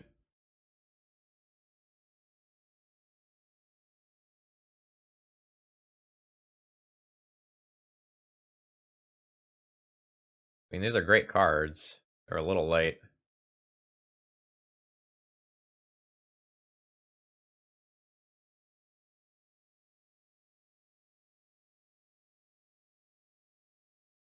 I'm just going to be dead to Hexdrinker fully leveling up. Don't think I get to beat that.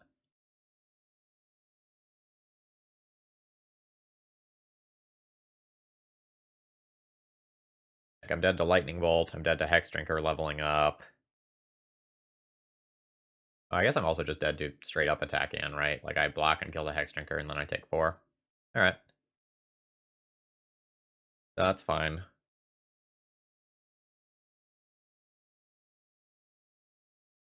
GG's, opponent. GG's. We're just a little clunky and slow. We're gonna mulligan the 7-lander here. And I guess we'll keep this. This hand is a little clunky, though.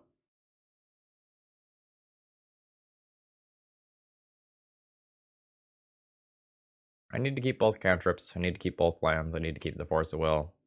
And so it's like Abrupt Decay versus Uro. I'm gonna get rid of the Uro. I'm a little land light right now, and it's gonna be hard to get it into play with Castle Locthwain being one of my lands. Okay, we're probably playing against humans. Slivers. That one is really annoying. Alright.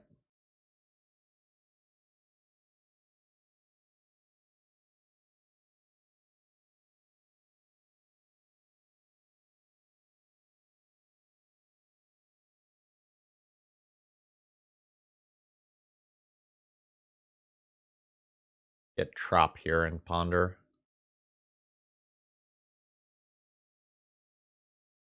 God, I wish the Plague Engineers were in the main deck. Devil is interesting.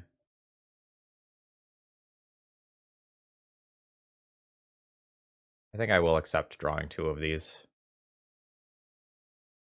Like, as long as I can Abrupt Decay Crystalline Sliver and everything doesn't have flying anymore, I'm probably okay with.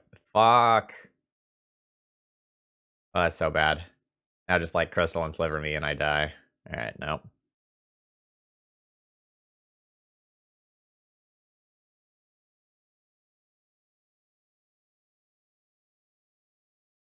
Alright, do I have a turn play shovel?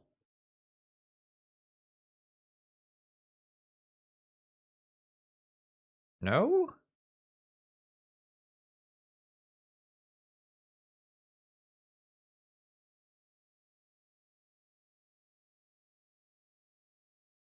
Maybe not. Let's not take this land that's a couple cards down.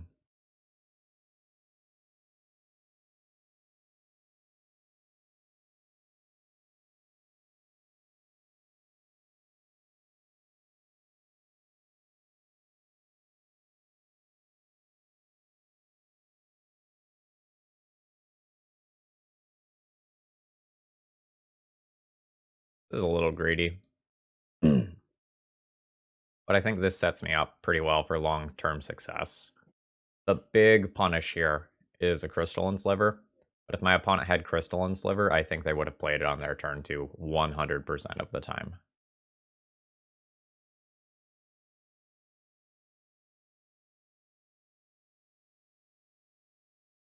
Like, Crystalline Sliver is just absolutely absurd.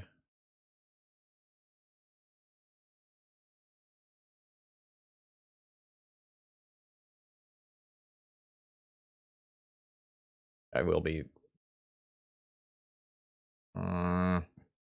thank you. Thank you.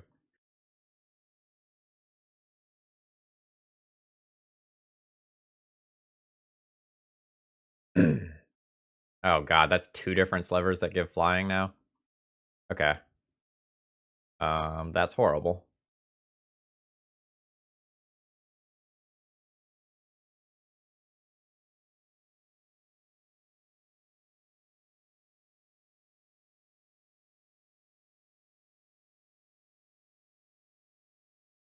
Bricks is a good draw.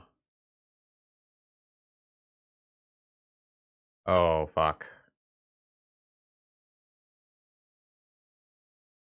Alright. The Castle Locked Lane probably just lost me the game there. It didn't enter untapped. Okay. That's awkward.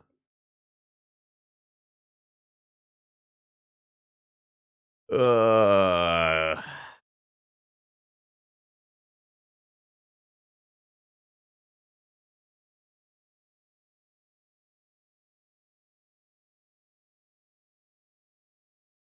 Can't even afford to force a will that, right?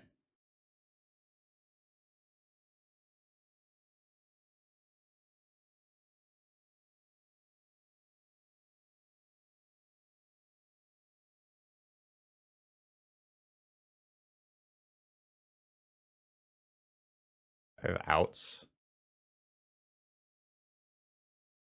Like, multiple of these things having flying is just destroying me right now.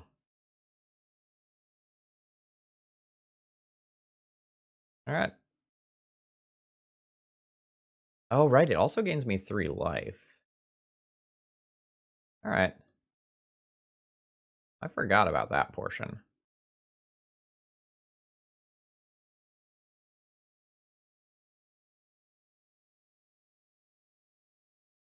Alright, maybe I could have forced the user vial, but it's probably not correct, too. Like, their stuff's already uncounterable.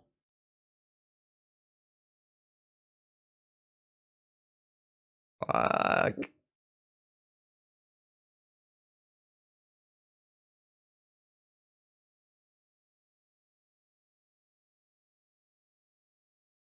I believe I'm just going to be brainstorming end of turn to try to smooth things out here. Like, I need black mana. No, that's black mana. Well, sorry, the Misty Rainforest is black mana.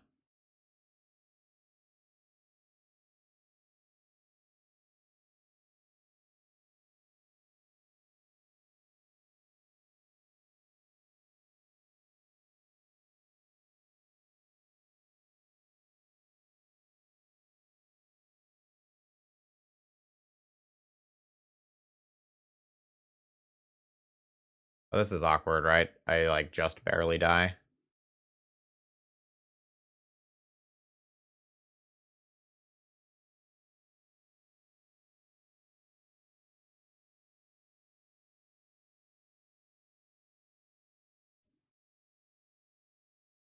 Like, I have to fetch and go to 2. And then... Oh, my opponent has forces as well. And I can't force back. I am dead in the air. Yeah, alright. We were just a little bit behind the gun there. The double flying creatures was brutal. Alright, we'll play Plague Engineers here. I don't really want Force of Negations. Primeval Titan's pretty slow. So we'll probably junk that as well.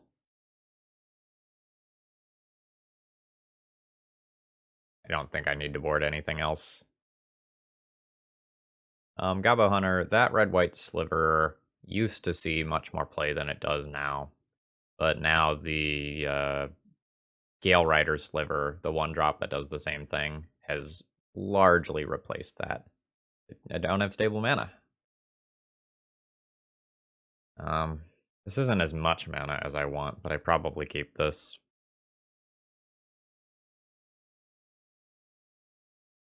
Soft to Wasteland here.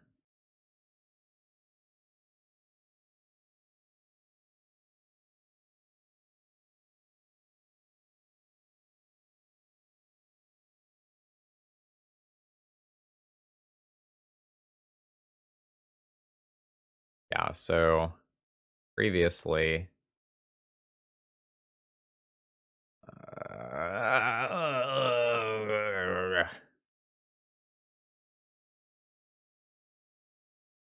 previously, before the last big wave of slivers was printed in whatever core set that was, I'm going to Force of Will this purely because of how good it is against my Deathtouchers right now.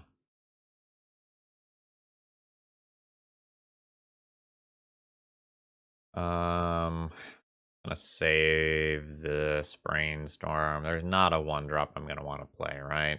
Yeah, not really. I'm gonna save this Brainstorm. I'll probably Brainstorm on my opponent's turn.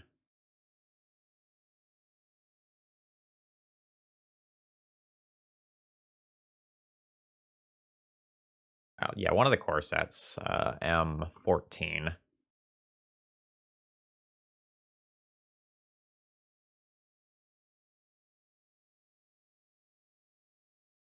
Brought a new wave of slivers and really powered up that deck.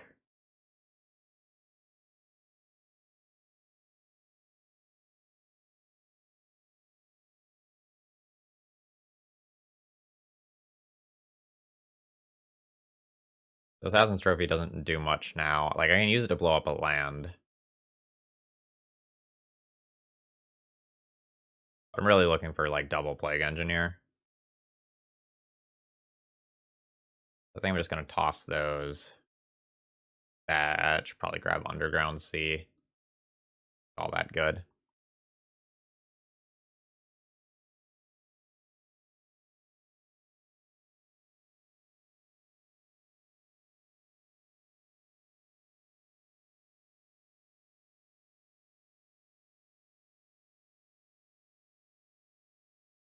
A Sliver Lord coming down next turn is pretty bad for me. Like, my bounty counters don't work against this. All my spot removal spells don't work against this. No.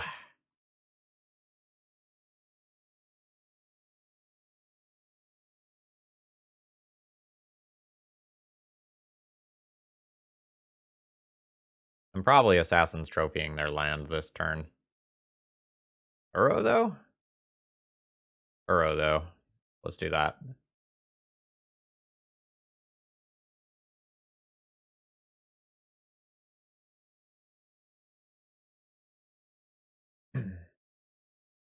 All right. Green, green, blue, blue.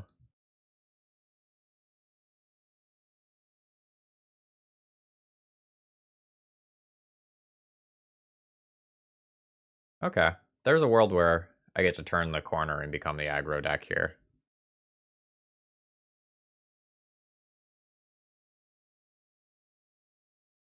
That world involves my opponent not having Force of Will, though.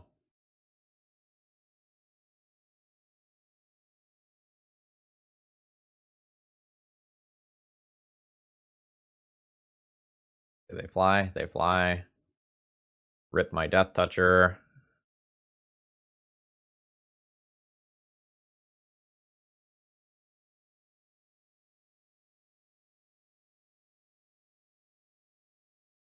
I think it's just too important to get this card into play.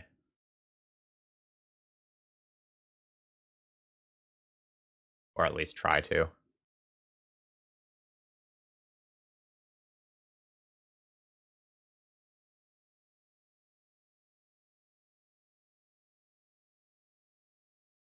Oh yeah. iPhone, the Crystalline Sliver is the best card in the deck. Like, arguably versus, like, Ether Vial. Like, Crystalline Sliver is just so good at what it does. Like, the goblins don't get a card that, like, protects all goblins, right? The humans don't get that either. It's a very unique and very powerful effect.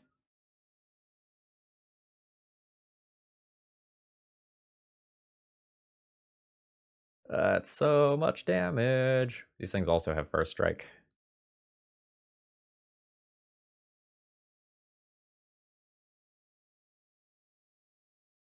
Alright. So there's 3, 4, 5, 6, 7, 8, 9, 10, 11 damage incoming next turn, and it's all in the air. And I probably can't stop most of it.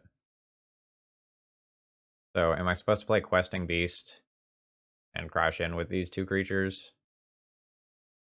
Is that how I win? Attack for 10 this turn and try to finish the following turn? Or do I try to ponder specifically for another Plague Engineer to shrink their team?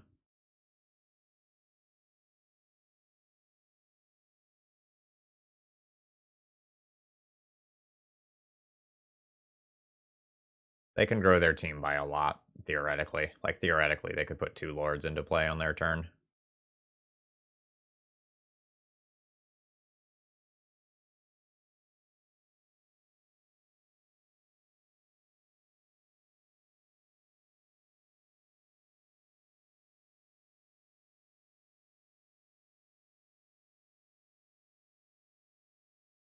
Now Uro gets first striked to death. That's rough.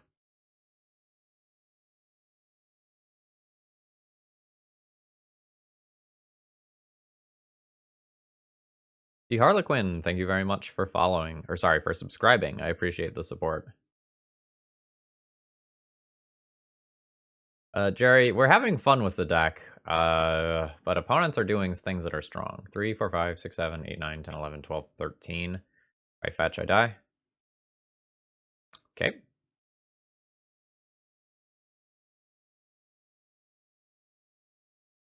We keep getting real close, and then not quite getting there. Like, the games have been competitive, but we've always come down on the wrong side of the equation, ultimately.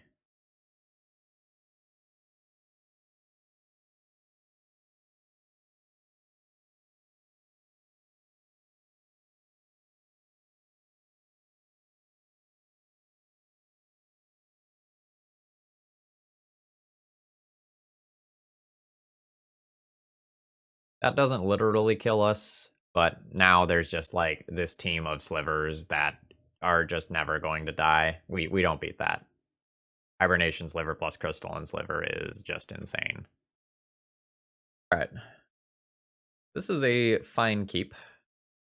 It's a little bit unexciting, but, like, we have a Force of Will for my opponent's first big thing. Otherwise, we just have a solid handful of cards.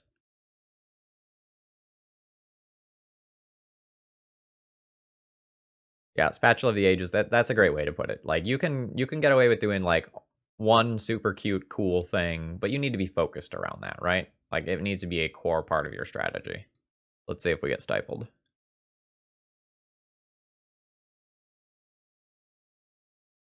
He did not get stifled.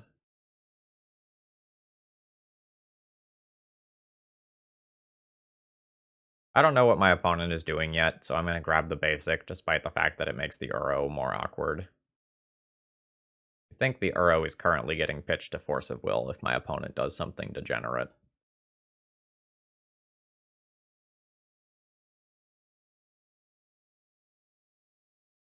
Glizlo, that's the kind of card I think you should be thinking about.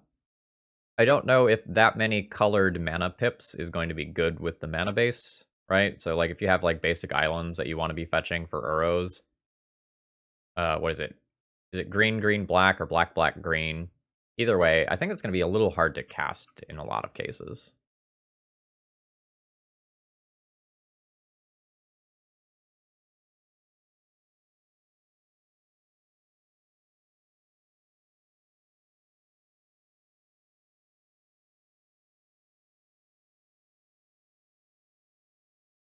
We have prompted a brainstorm in response to this spell.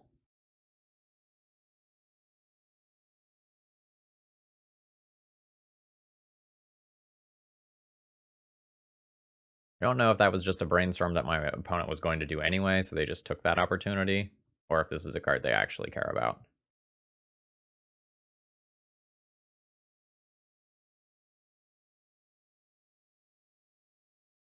Alright, if we are just playing against something like Miracles, then that means I need to keep this Uro. You can resolve. That's fine. Playing against Stoneblade, I'll put a counter on Stoneforge Mystic, then my Abrupt Decay cantrips.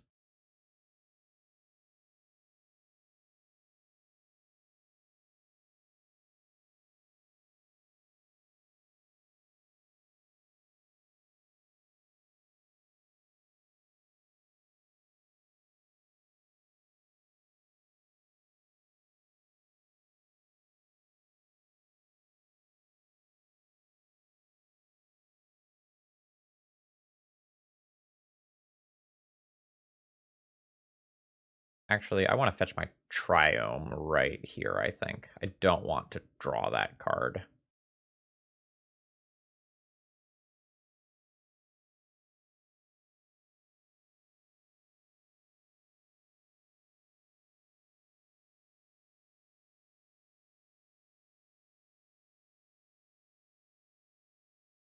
Alright, I have a lot of counter magic.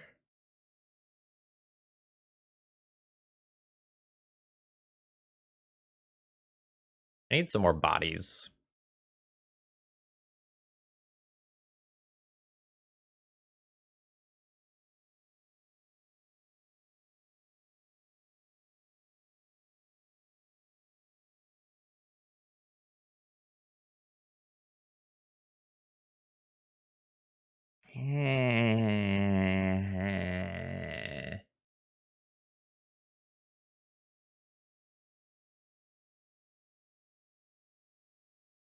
I don't love this Force of Will. And honestly, I should probably play more patiently than this. Because there's some things like True Name Nemesis that are a bit of a big deal right now.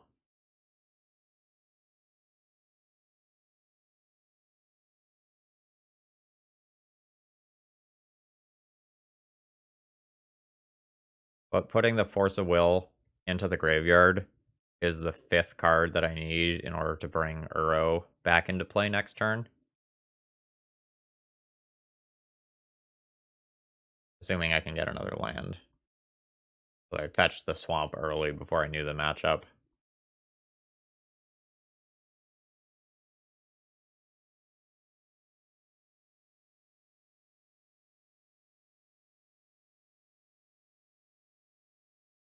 Oh god, it's another Caracas deck. Also, like, punished for the exact situation that I talked about. Yeah, I don't know that we beat Caracas decks. Like, I have so many legendary creatures.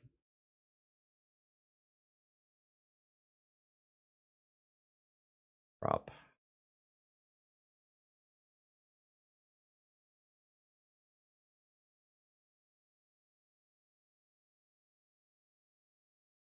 Okay, there's a Force of Will.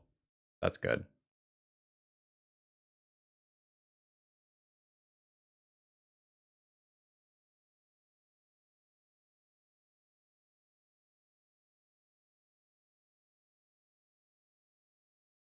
Yeah, like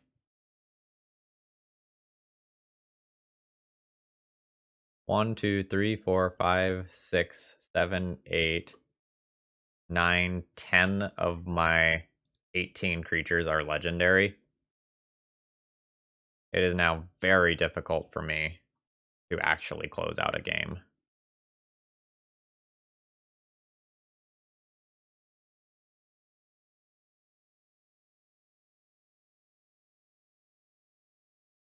Yeah.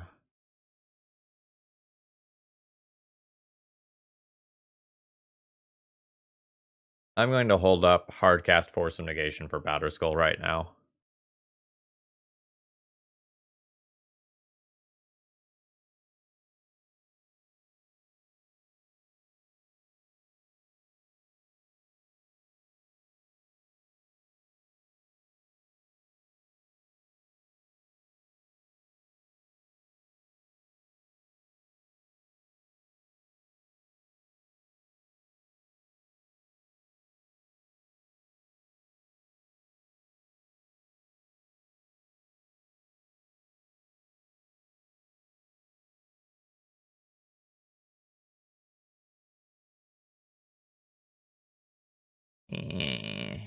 Oh, I'm just getting clicked. God, that's also just incredible against me. I don't think we beat this deck either, folks. I hate to say it, but like I can't just like decay this and get that out of there. They probably take my Force of Negation, pave the way for the Batterskull. Like I think we're done.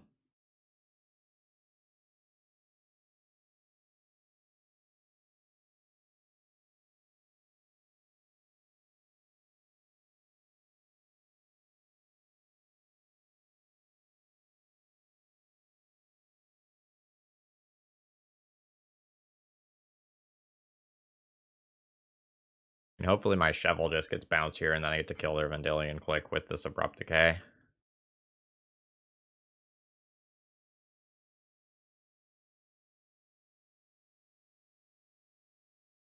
I think I need to hold up both Abrupt Decay and Force of Negation this turn.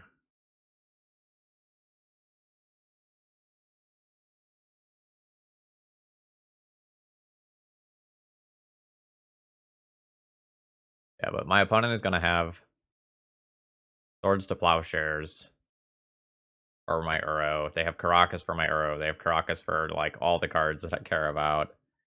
I think a big part of my plan for winning is going to be my opponent not having Karakas next game and the next game after that.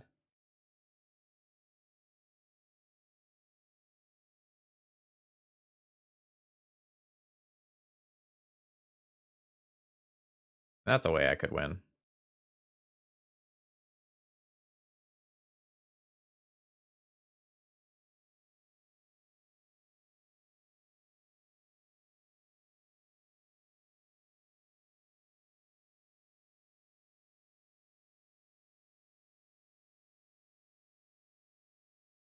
My opponent not tapping this Karakas is so good.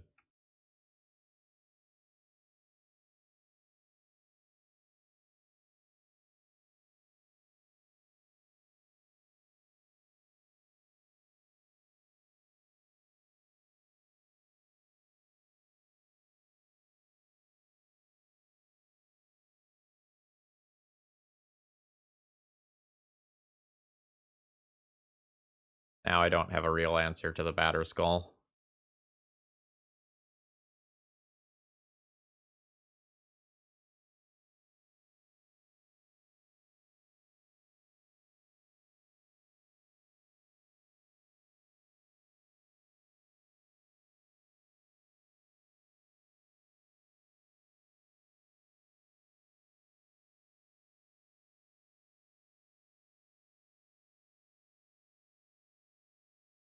I guess, like, if I can resolve this Primeval Titan and get Field of the Dead, like, I can just try to go very wide of it.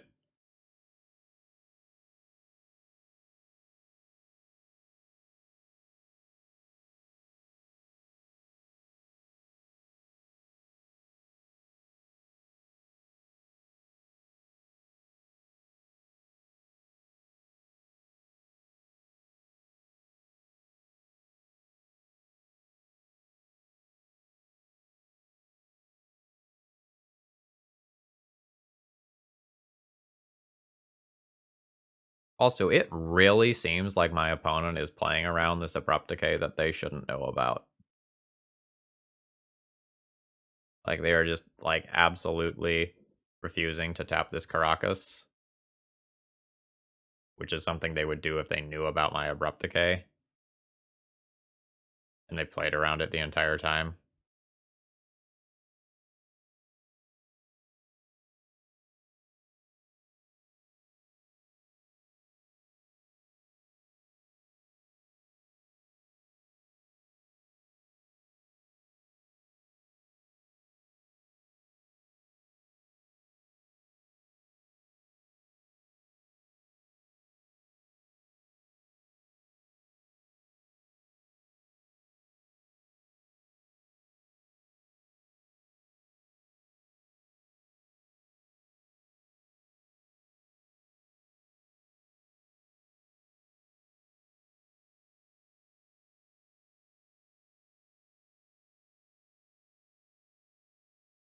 No, they saw a different decay. So they took a decay, and then I redrew a decay.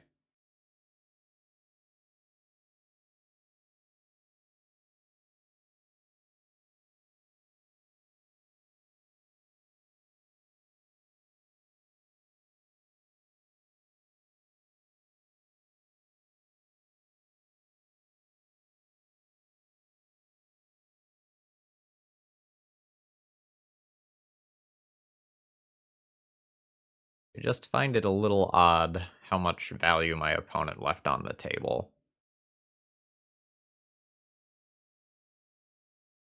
Not saying I'm being ghosted, but I'm thinking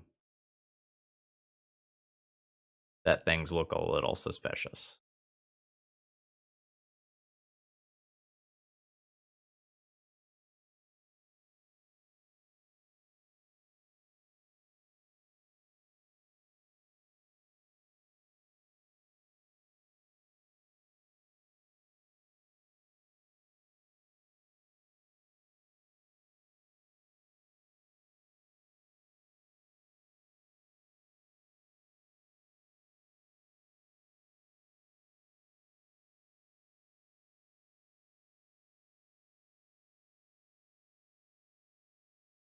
I think I probably lose if Primeval Titan doesn't resolve, and win if Primeval Titan does resolve.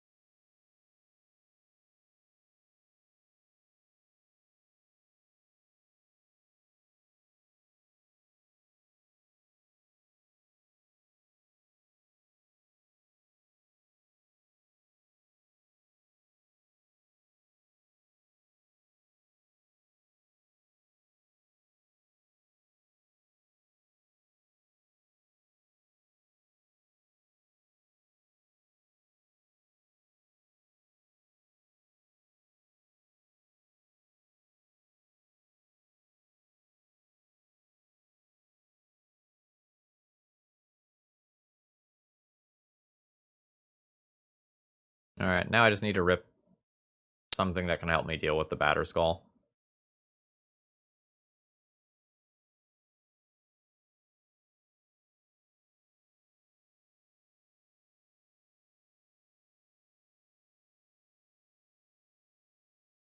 One card too late. Alright, so if I animate the Creeping Tar Pit, my opponent blocks a 3/3. They're at 10 actual life. 3, 4, 5, 6, 7, 8, including no blocks with Snapcaster. Um,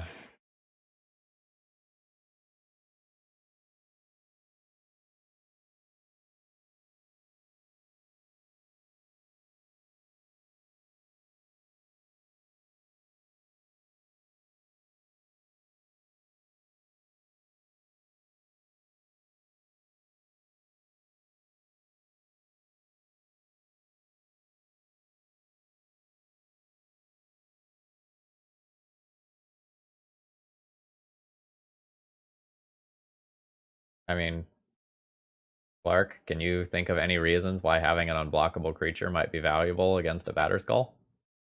Like,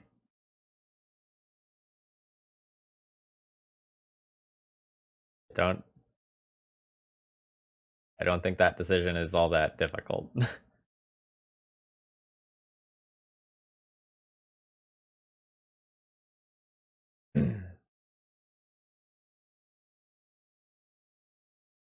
Playing this, yeah, I'll play this for a 2/2.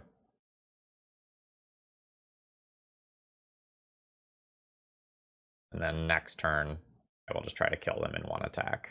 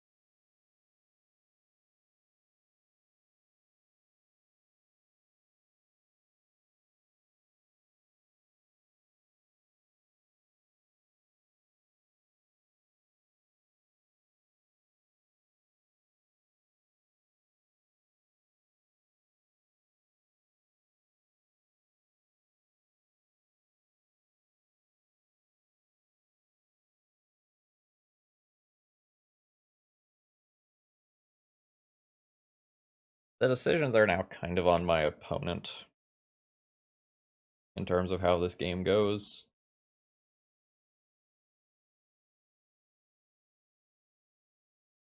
Like, the decisions are largely on their end. I don't think we were to that point yet. Right? Like, you attack with the Batterskull, I block with Uro, you gain 4 life, you go to 11, you then equip the Batterskull to, like, the Snapcaster Mage, gives you better blocks, give you another turn cycle to try to get through things. Okay.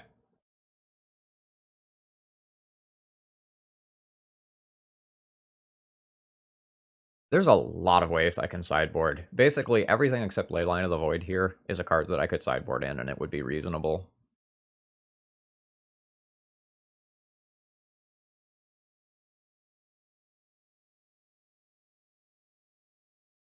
I need the Plague Engineers for True Name Nemesis. I need the Force of Vigors to have more than just 2 answers to Batterskull. Thought Seizes and Veils are fine. I think I am probably not going to play Force of Negation because it doesn't counter some of the things that I care about, like Stoneforge and True Name Nemesis in particular. I think I am probably going to drop Hooded Blight Fang or Marin or something. Like, I probably need to trim some number of legendary creatures, and my opponent's going to have exile-based removal, so, like, Marin isn't particularly strong.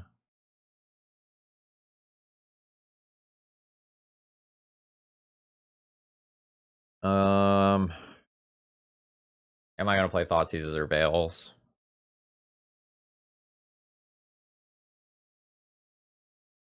Eh.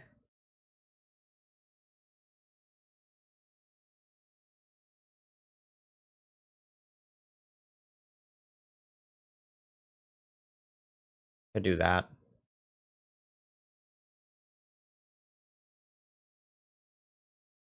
Let's try that.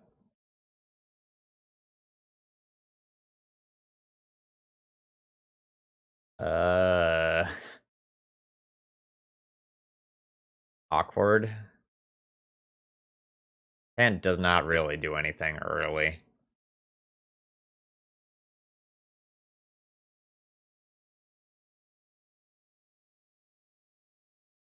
Just fine.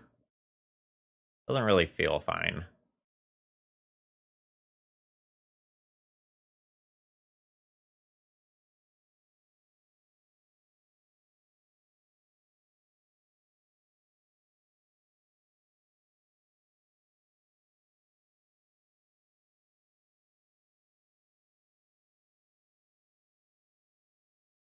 Eh.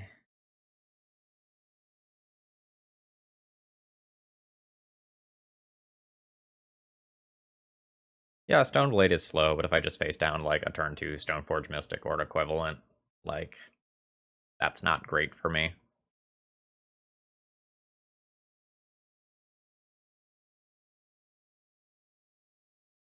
Ugh.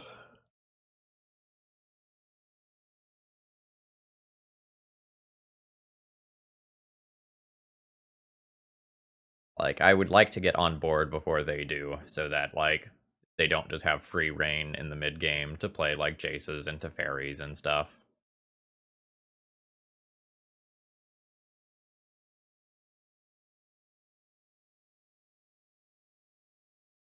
I mean, what's gonna happen here is, like... Never mind. I was going to say, like, I'm gonna play out Shovel on turn 2, and then I'm not gonna have a green card to pitch to Force of Vigor. And then things are awkward.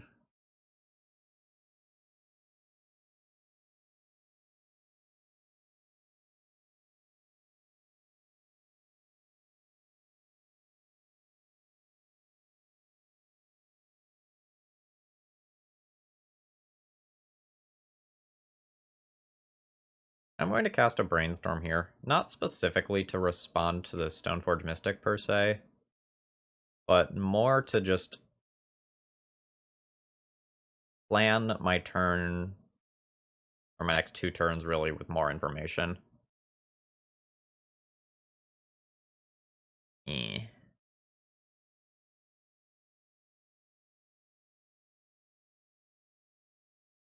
I think I end up hard casting a Force of Vigor to answer Batterskull and take a hit or 2 from it.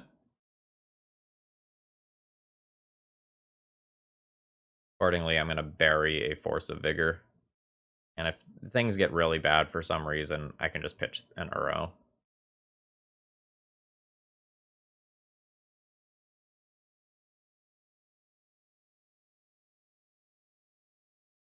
But if I can avoid it, I don't really want to use Force of Vigor as a pitch counter.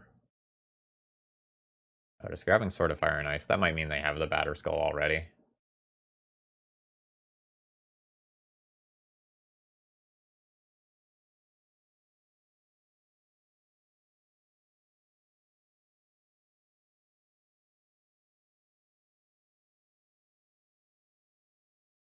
Now, notably here, Creeping Tar Pit being a comes into play tapped land is super bad for the way this hand wants to curve out.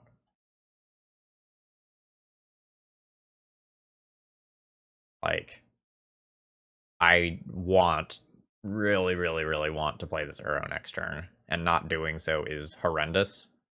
And not playing Force of Vigor on turn 4 is also horrendous.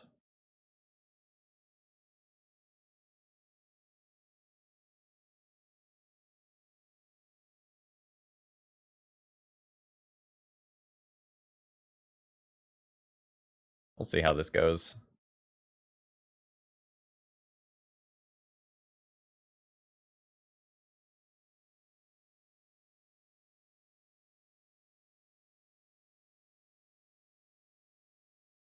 Ponder and Tar Pit last turn is an acceptable play, I suppose. Like, I want to get this into play. I want to put a counter on this so that I can, like, get value out of removal spells a little bit better later. Awkward. Again, like, now I can't play a Plague Engineer on curve. It's a little rough. Alright. What's more important? Force of Vigor or Uro? Get to play one of them on curve 100% of the time. I guess I can play Uro this turn, put in the Creeping Tar Pit, and then Force of Vigor next turn.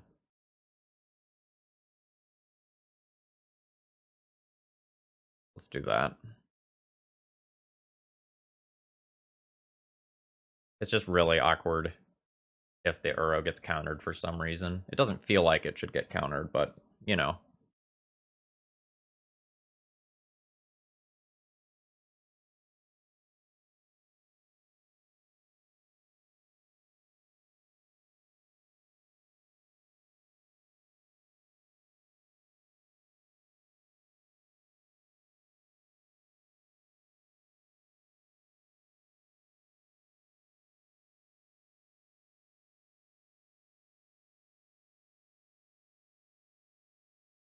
I'm gonna have to jump block this turn so my opponent doesn't draw a card.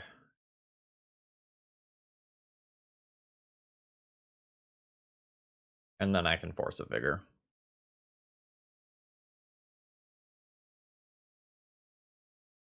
Alright, no, I don't get to chump. True name. Derp.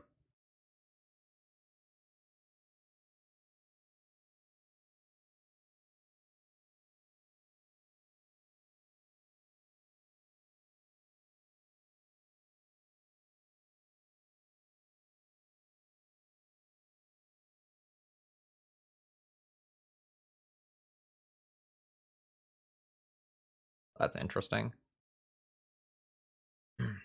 Now I could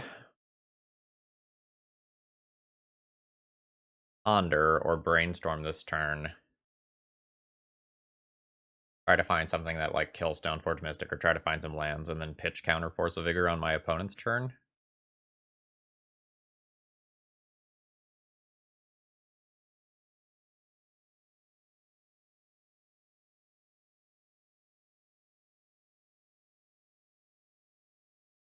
Alright, how do I win? The answer is I answer this piece of equipment, and then I answer True Name Nemesis with a Plague Engineer.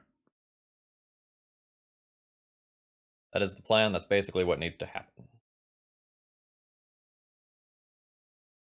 How bad is a Batterskull? If I have second Force of Vigor, Batterskull is hardly relevant.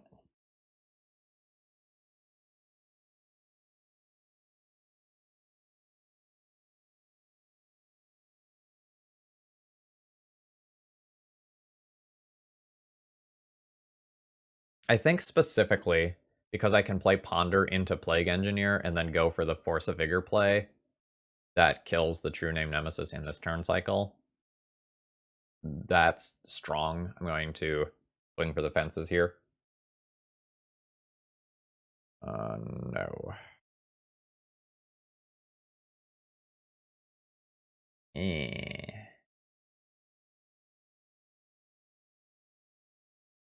Now this turn cycle was not great.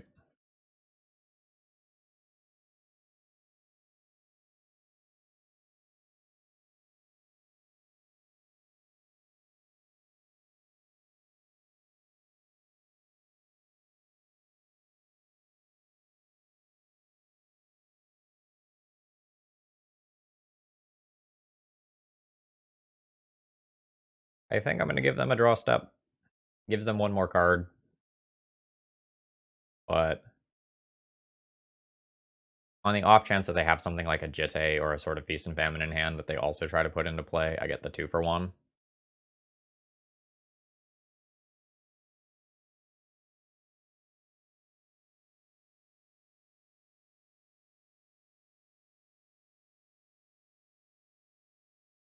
I have one Uro in graveyard though already.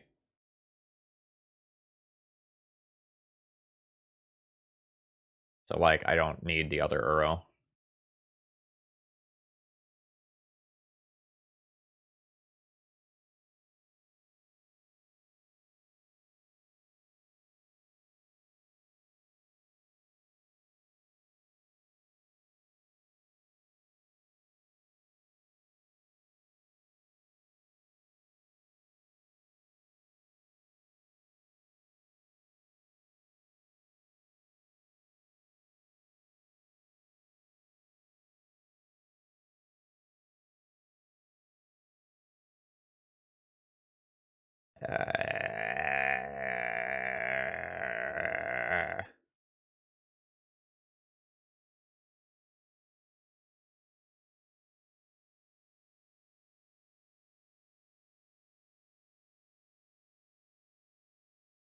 So do I just concede now?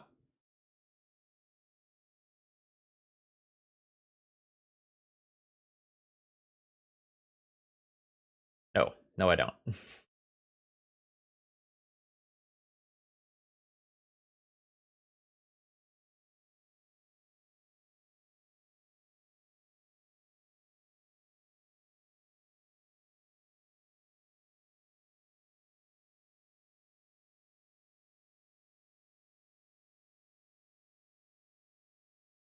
My opponent still does have 3 cards though.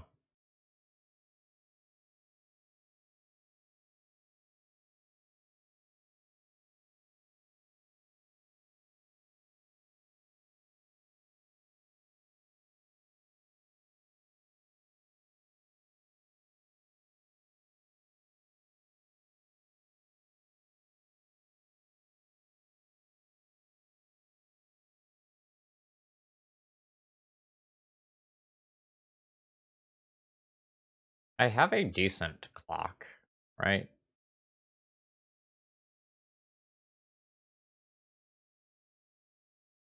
Like I have a 2-turn clock in theory.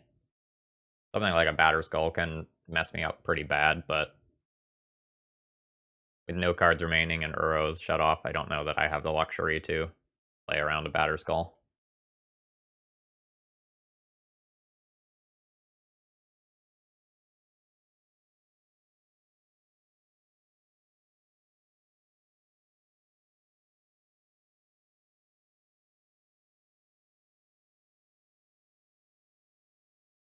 Yeah, there's the batter skull.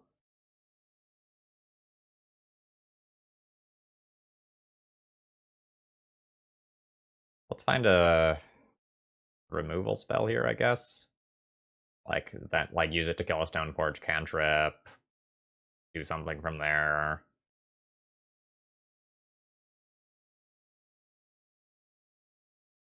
Eh. Eh.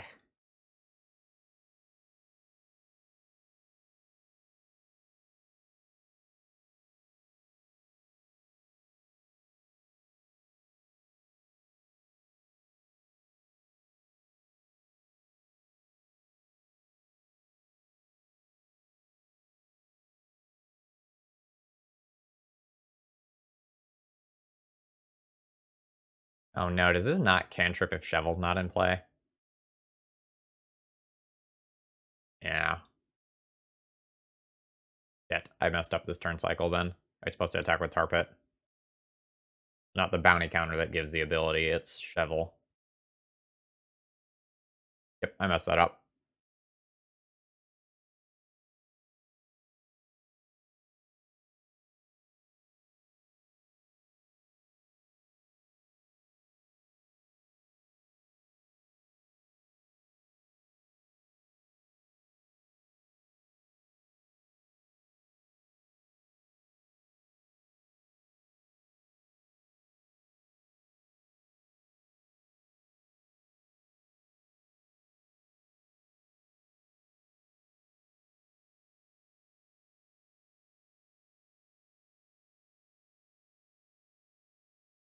That's unfortunate. Alright.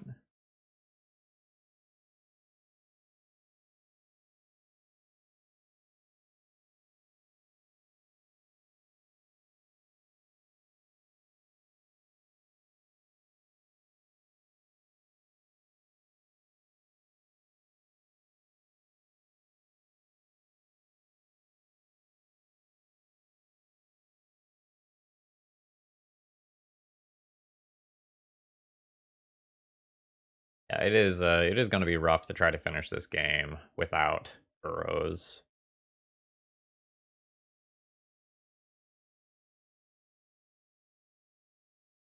Like, I need to draw something like a Primeval Titan, grab Field of the Dead, and both of the Force of Vigors have been used, so I'm down to 2 Assassin's Trophies to answer Batterskull.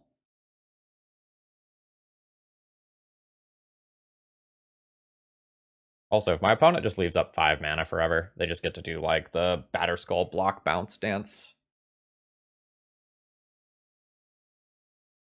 Where, like, I destroy it with Deathtouch, they just, like, loop it in and out of play, and that probably beats me pretty handily. Yeah, I think we're 0-5 in this league. Uh, every list that I have played Kroxa in, Kroxa has been bad. I don't think Kroxa is good enough for Legacy. Like, the difference between Kroxa's ability and Uro's ability is huge, and Kroxa is also just in worse colors.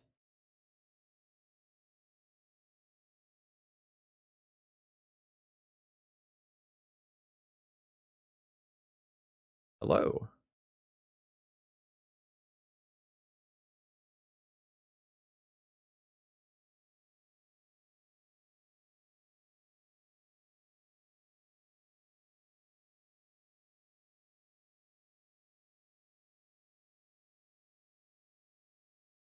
Hey, it's a redraw. This technically keeps me alive for a turn.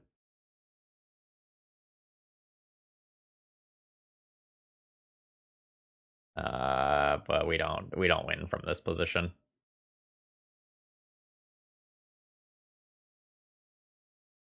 That's a fine concession. Oh, we get another game of this.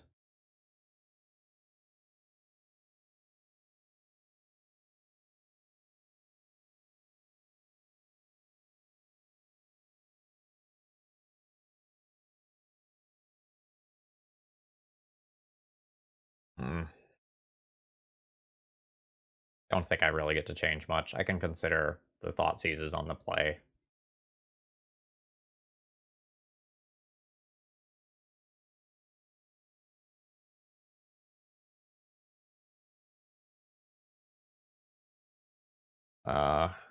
I'm being honest here, my best path to victory might actually be timing out my opponent.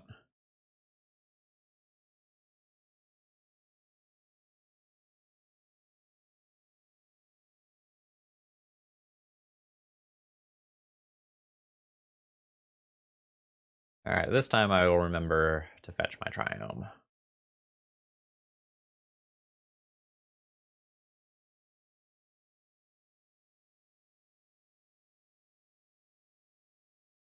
Alright, it's a good start.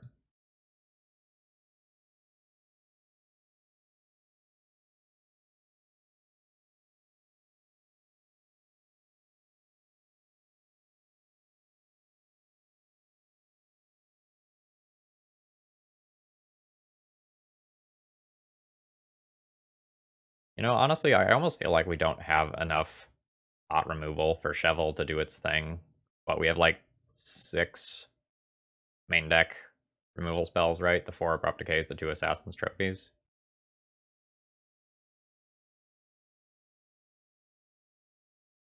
And then from there, we're relying on Deathtouch. I don't know that that's actually enough.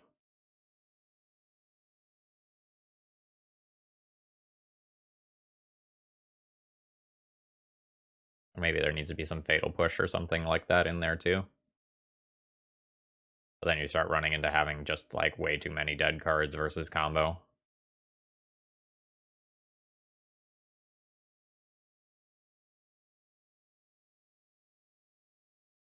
Like the whole reason I've had to remove these Stoneforges when my opponent is casting them with Force of Will is because like I don't just have the Lightning Bolt, the Swords of Plowshares, the like very cheap removal spell that I can just cast.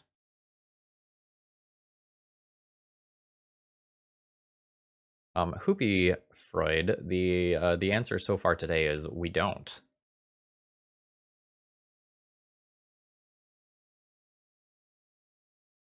Alright, what do they grab? They grab the sword. So I'll Abrupticate the sword later.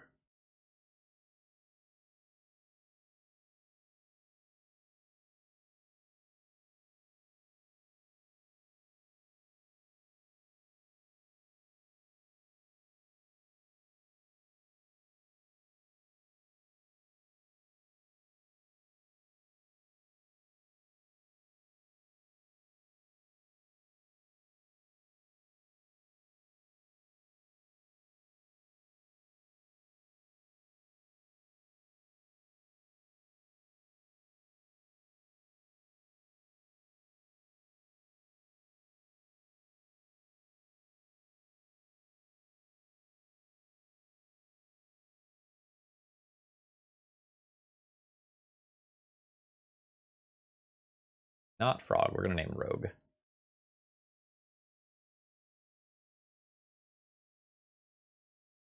It's probably the most powerful Hooded Blightfang deck ever played. At least in Legacy. Oh, you know, we only have 2 Hooded Blightfangs here, so we could still go deeper.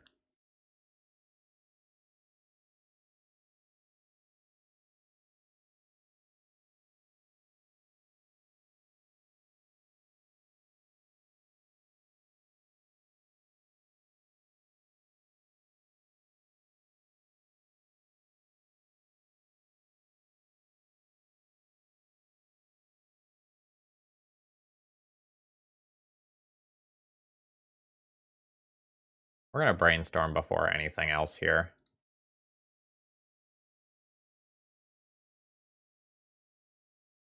Yeah, we're gonna straight up time out our opponent if they continue to play at this pace.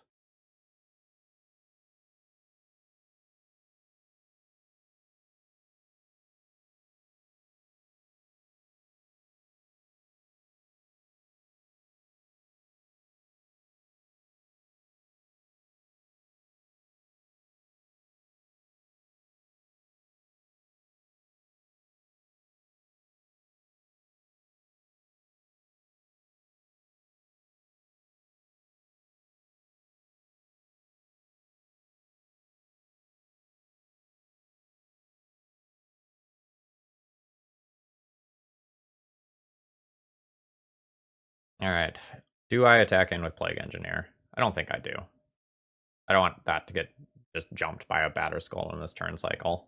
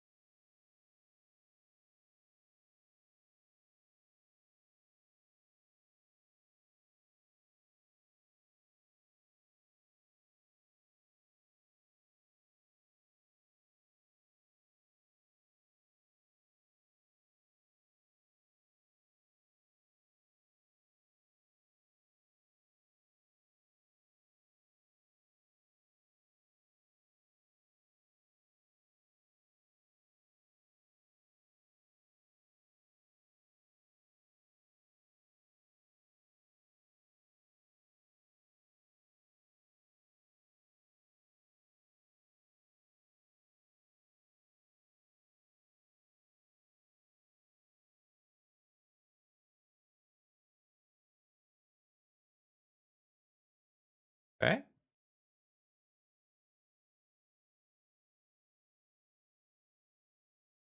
I'm not willing to trade off their creature there.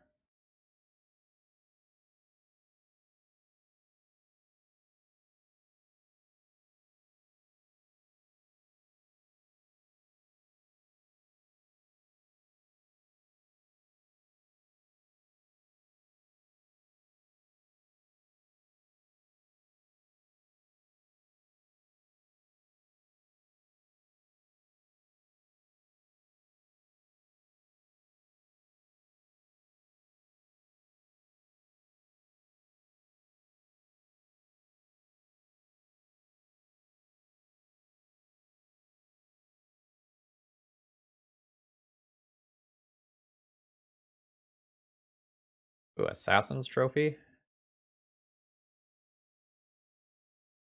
Yeah, that's fine. I'll just Assassin's Trophy the Teferi.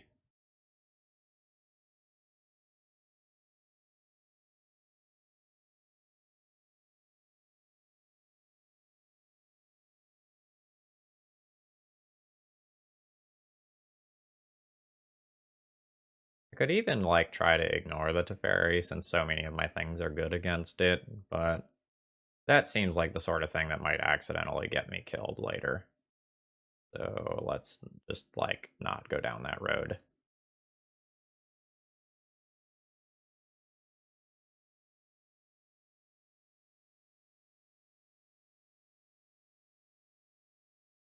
And I guess if I was going to play towards timeout, I should have made my opponent play out game 2.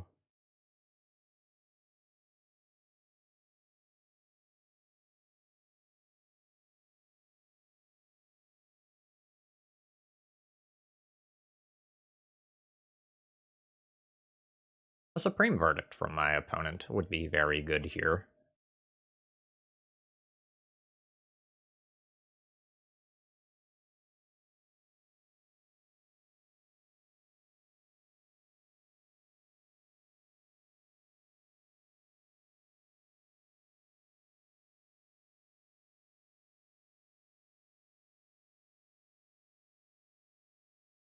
Er,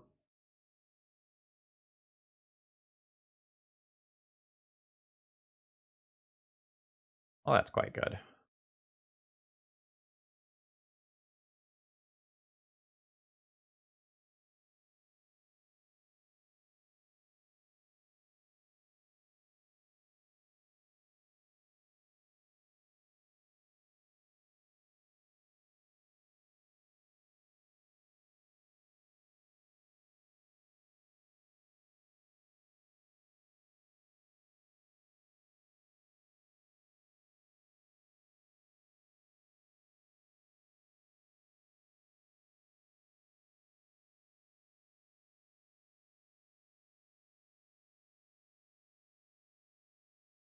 I mean, to be fair, they could just have like a Rest in Peace chilling in their hand, right?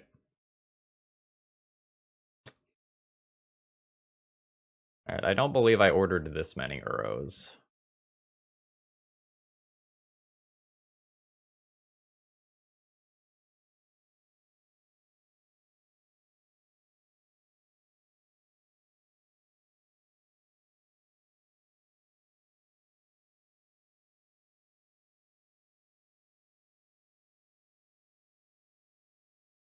What I say? What I say?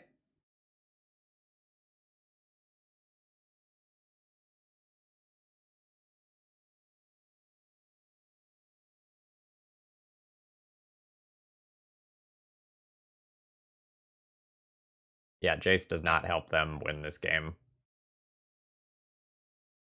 in a minute and whatever seconds.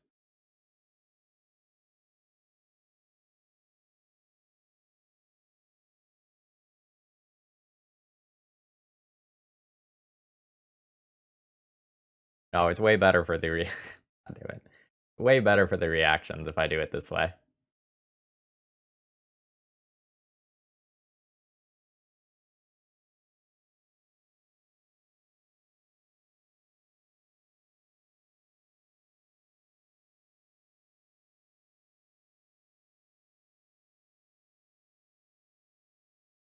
Uh, yeah, this is fine.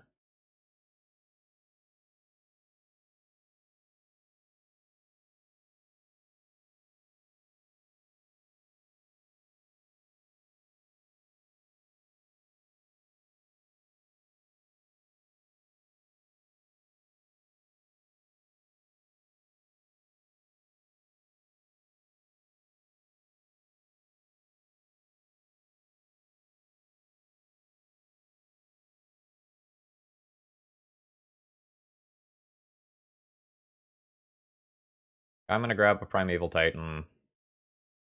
It gets Field of the Dead.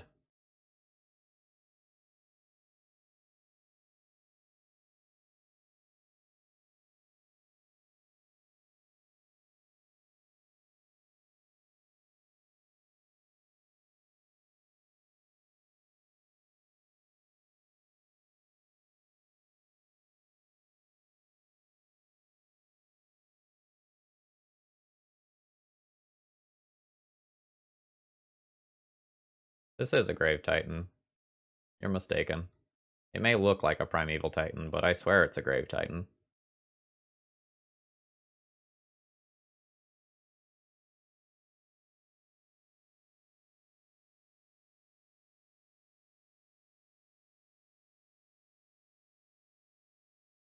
The zombies were just hiding.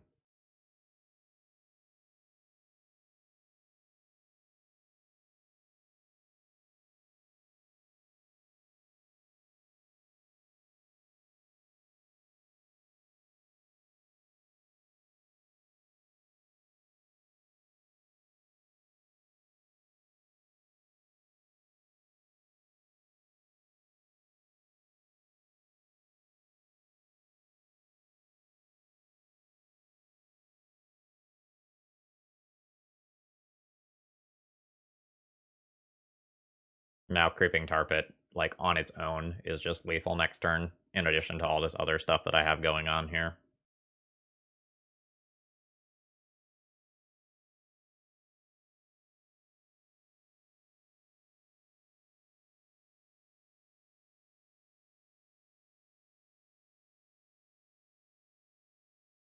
Alright, so we put one win on the scoreboard, and I'm pretty confident that like we just win this game next turn. So like we technically get the timeout win, but like we also just win via damage. Alright. Closing thoughts on the deck. I'm just gonna pull the sideboard off screen, that's not important right now. Essentially my thoughts are this deck is trying to do too much. Like, you can be the Deathtouch deck. I think you can do that. You can be the deck that goes bigger with Primeval Titan. But I don't think you get to be the Cheval deck and the Deathtouch deck and the Uro deck, and the Questing Beast Marin deck, and the Primeval Titan deck all at the same time, because there's too much anti-synergy between these things. This small Primeval Titan package that's there makes it so much harder to cast the Uro, because like Castle Locthwain and Field of the Dead and Basic Swamp and Urborg don't actually go and cast your Uros, which is a huge deal. You also get a number of ETB tapped lands, the Triome, the Creeping Tar Pit, and sometimes Castle Locthwain as well. So I think this deck lacks in focus. If I were going to be rebuilding this, I would probably cut this stuff at the top. I would play 2 more Hooded Blightfangs and really lean into that plan, as well as 4 Icefang Coatls, and then I'd retool the mana base to be a little bit more stable. I would like to be able to cast Uro off of basic lands only, if possible. So that's another change that I would like to see out of the mana base. As far as the sideboard goes, the sideboard needs a way to beat Uro. And I think that probably means swapping Leylines of the Void for things like Surgical and Nihil Spellbomb. Otherwise, I also want Carpet of Flowers in the sideboard. And if you don't lean fully into the Hooded Blightfang stuff, promoting Plague Engineer to the main deck just because it's such an objectively powerful card is also fine as well. So I think there were some good ideas here, but ultimately this deck tried to do too much. I think the deck that we played against in round 1, where like our bug opponent had like Intuition and a Life from the Loam and a Field of the Dead, I think that deck accomplished what this deck was trying to do with Primeval Titan correctly, whereas we just went... We were trying to lean into synergy, but I don't think we leaned into synergy quite hard enough. All right, folks who watch us on the YouTube end, I hope you enjoyed the content. If you made it this far, please leave me a like and a comment. And if you're really enjoying the content and you want to see one of your own brews on YouTube or on stream, donation information is always available in the video descriptions. Have a great rest of the day.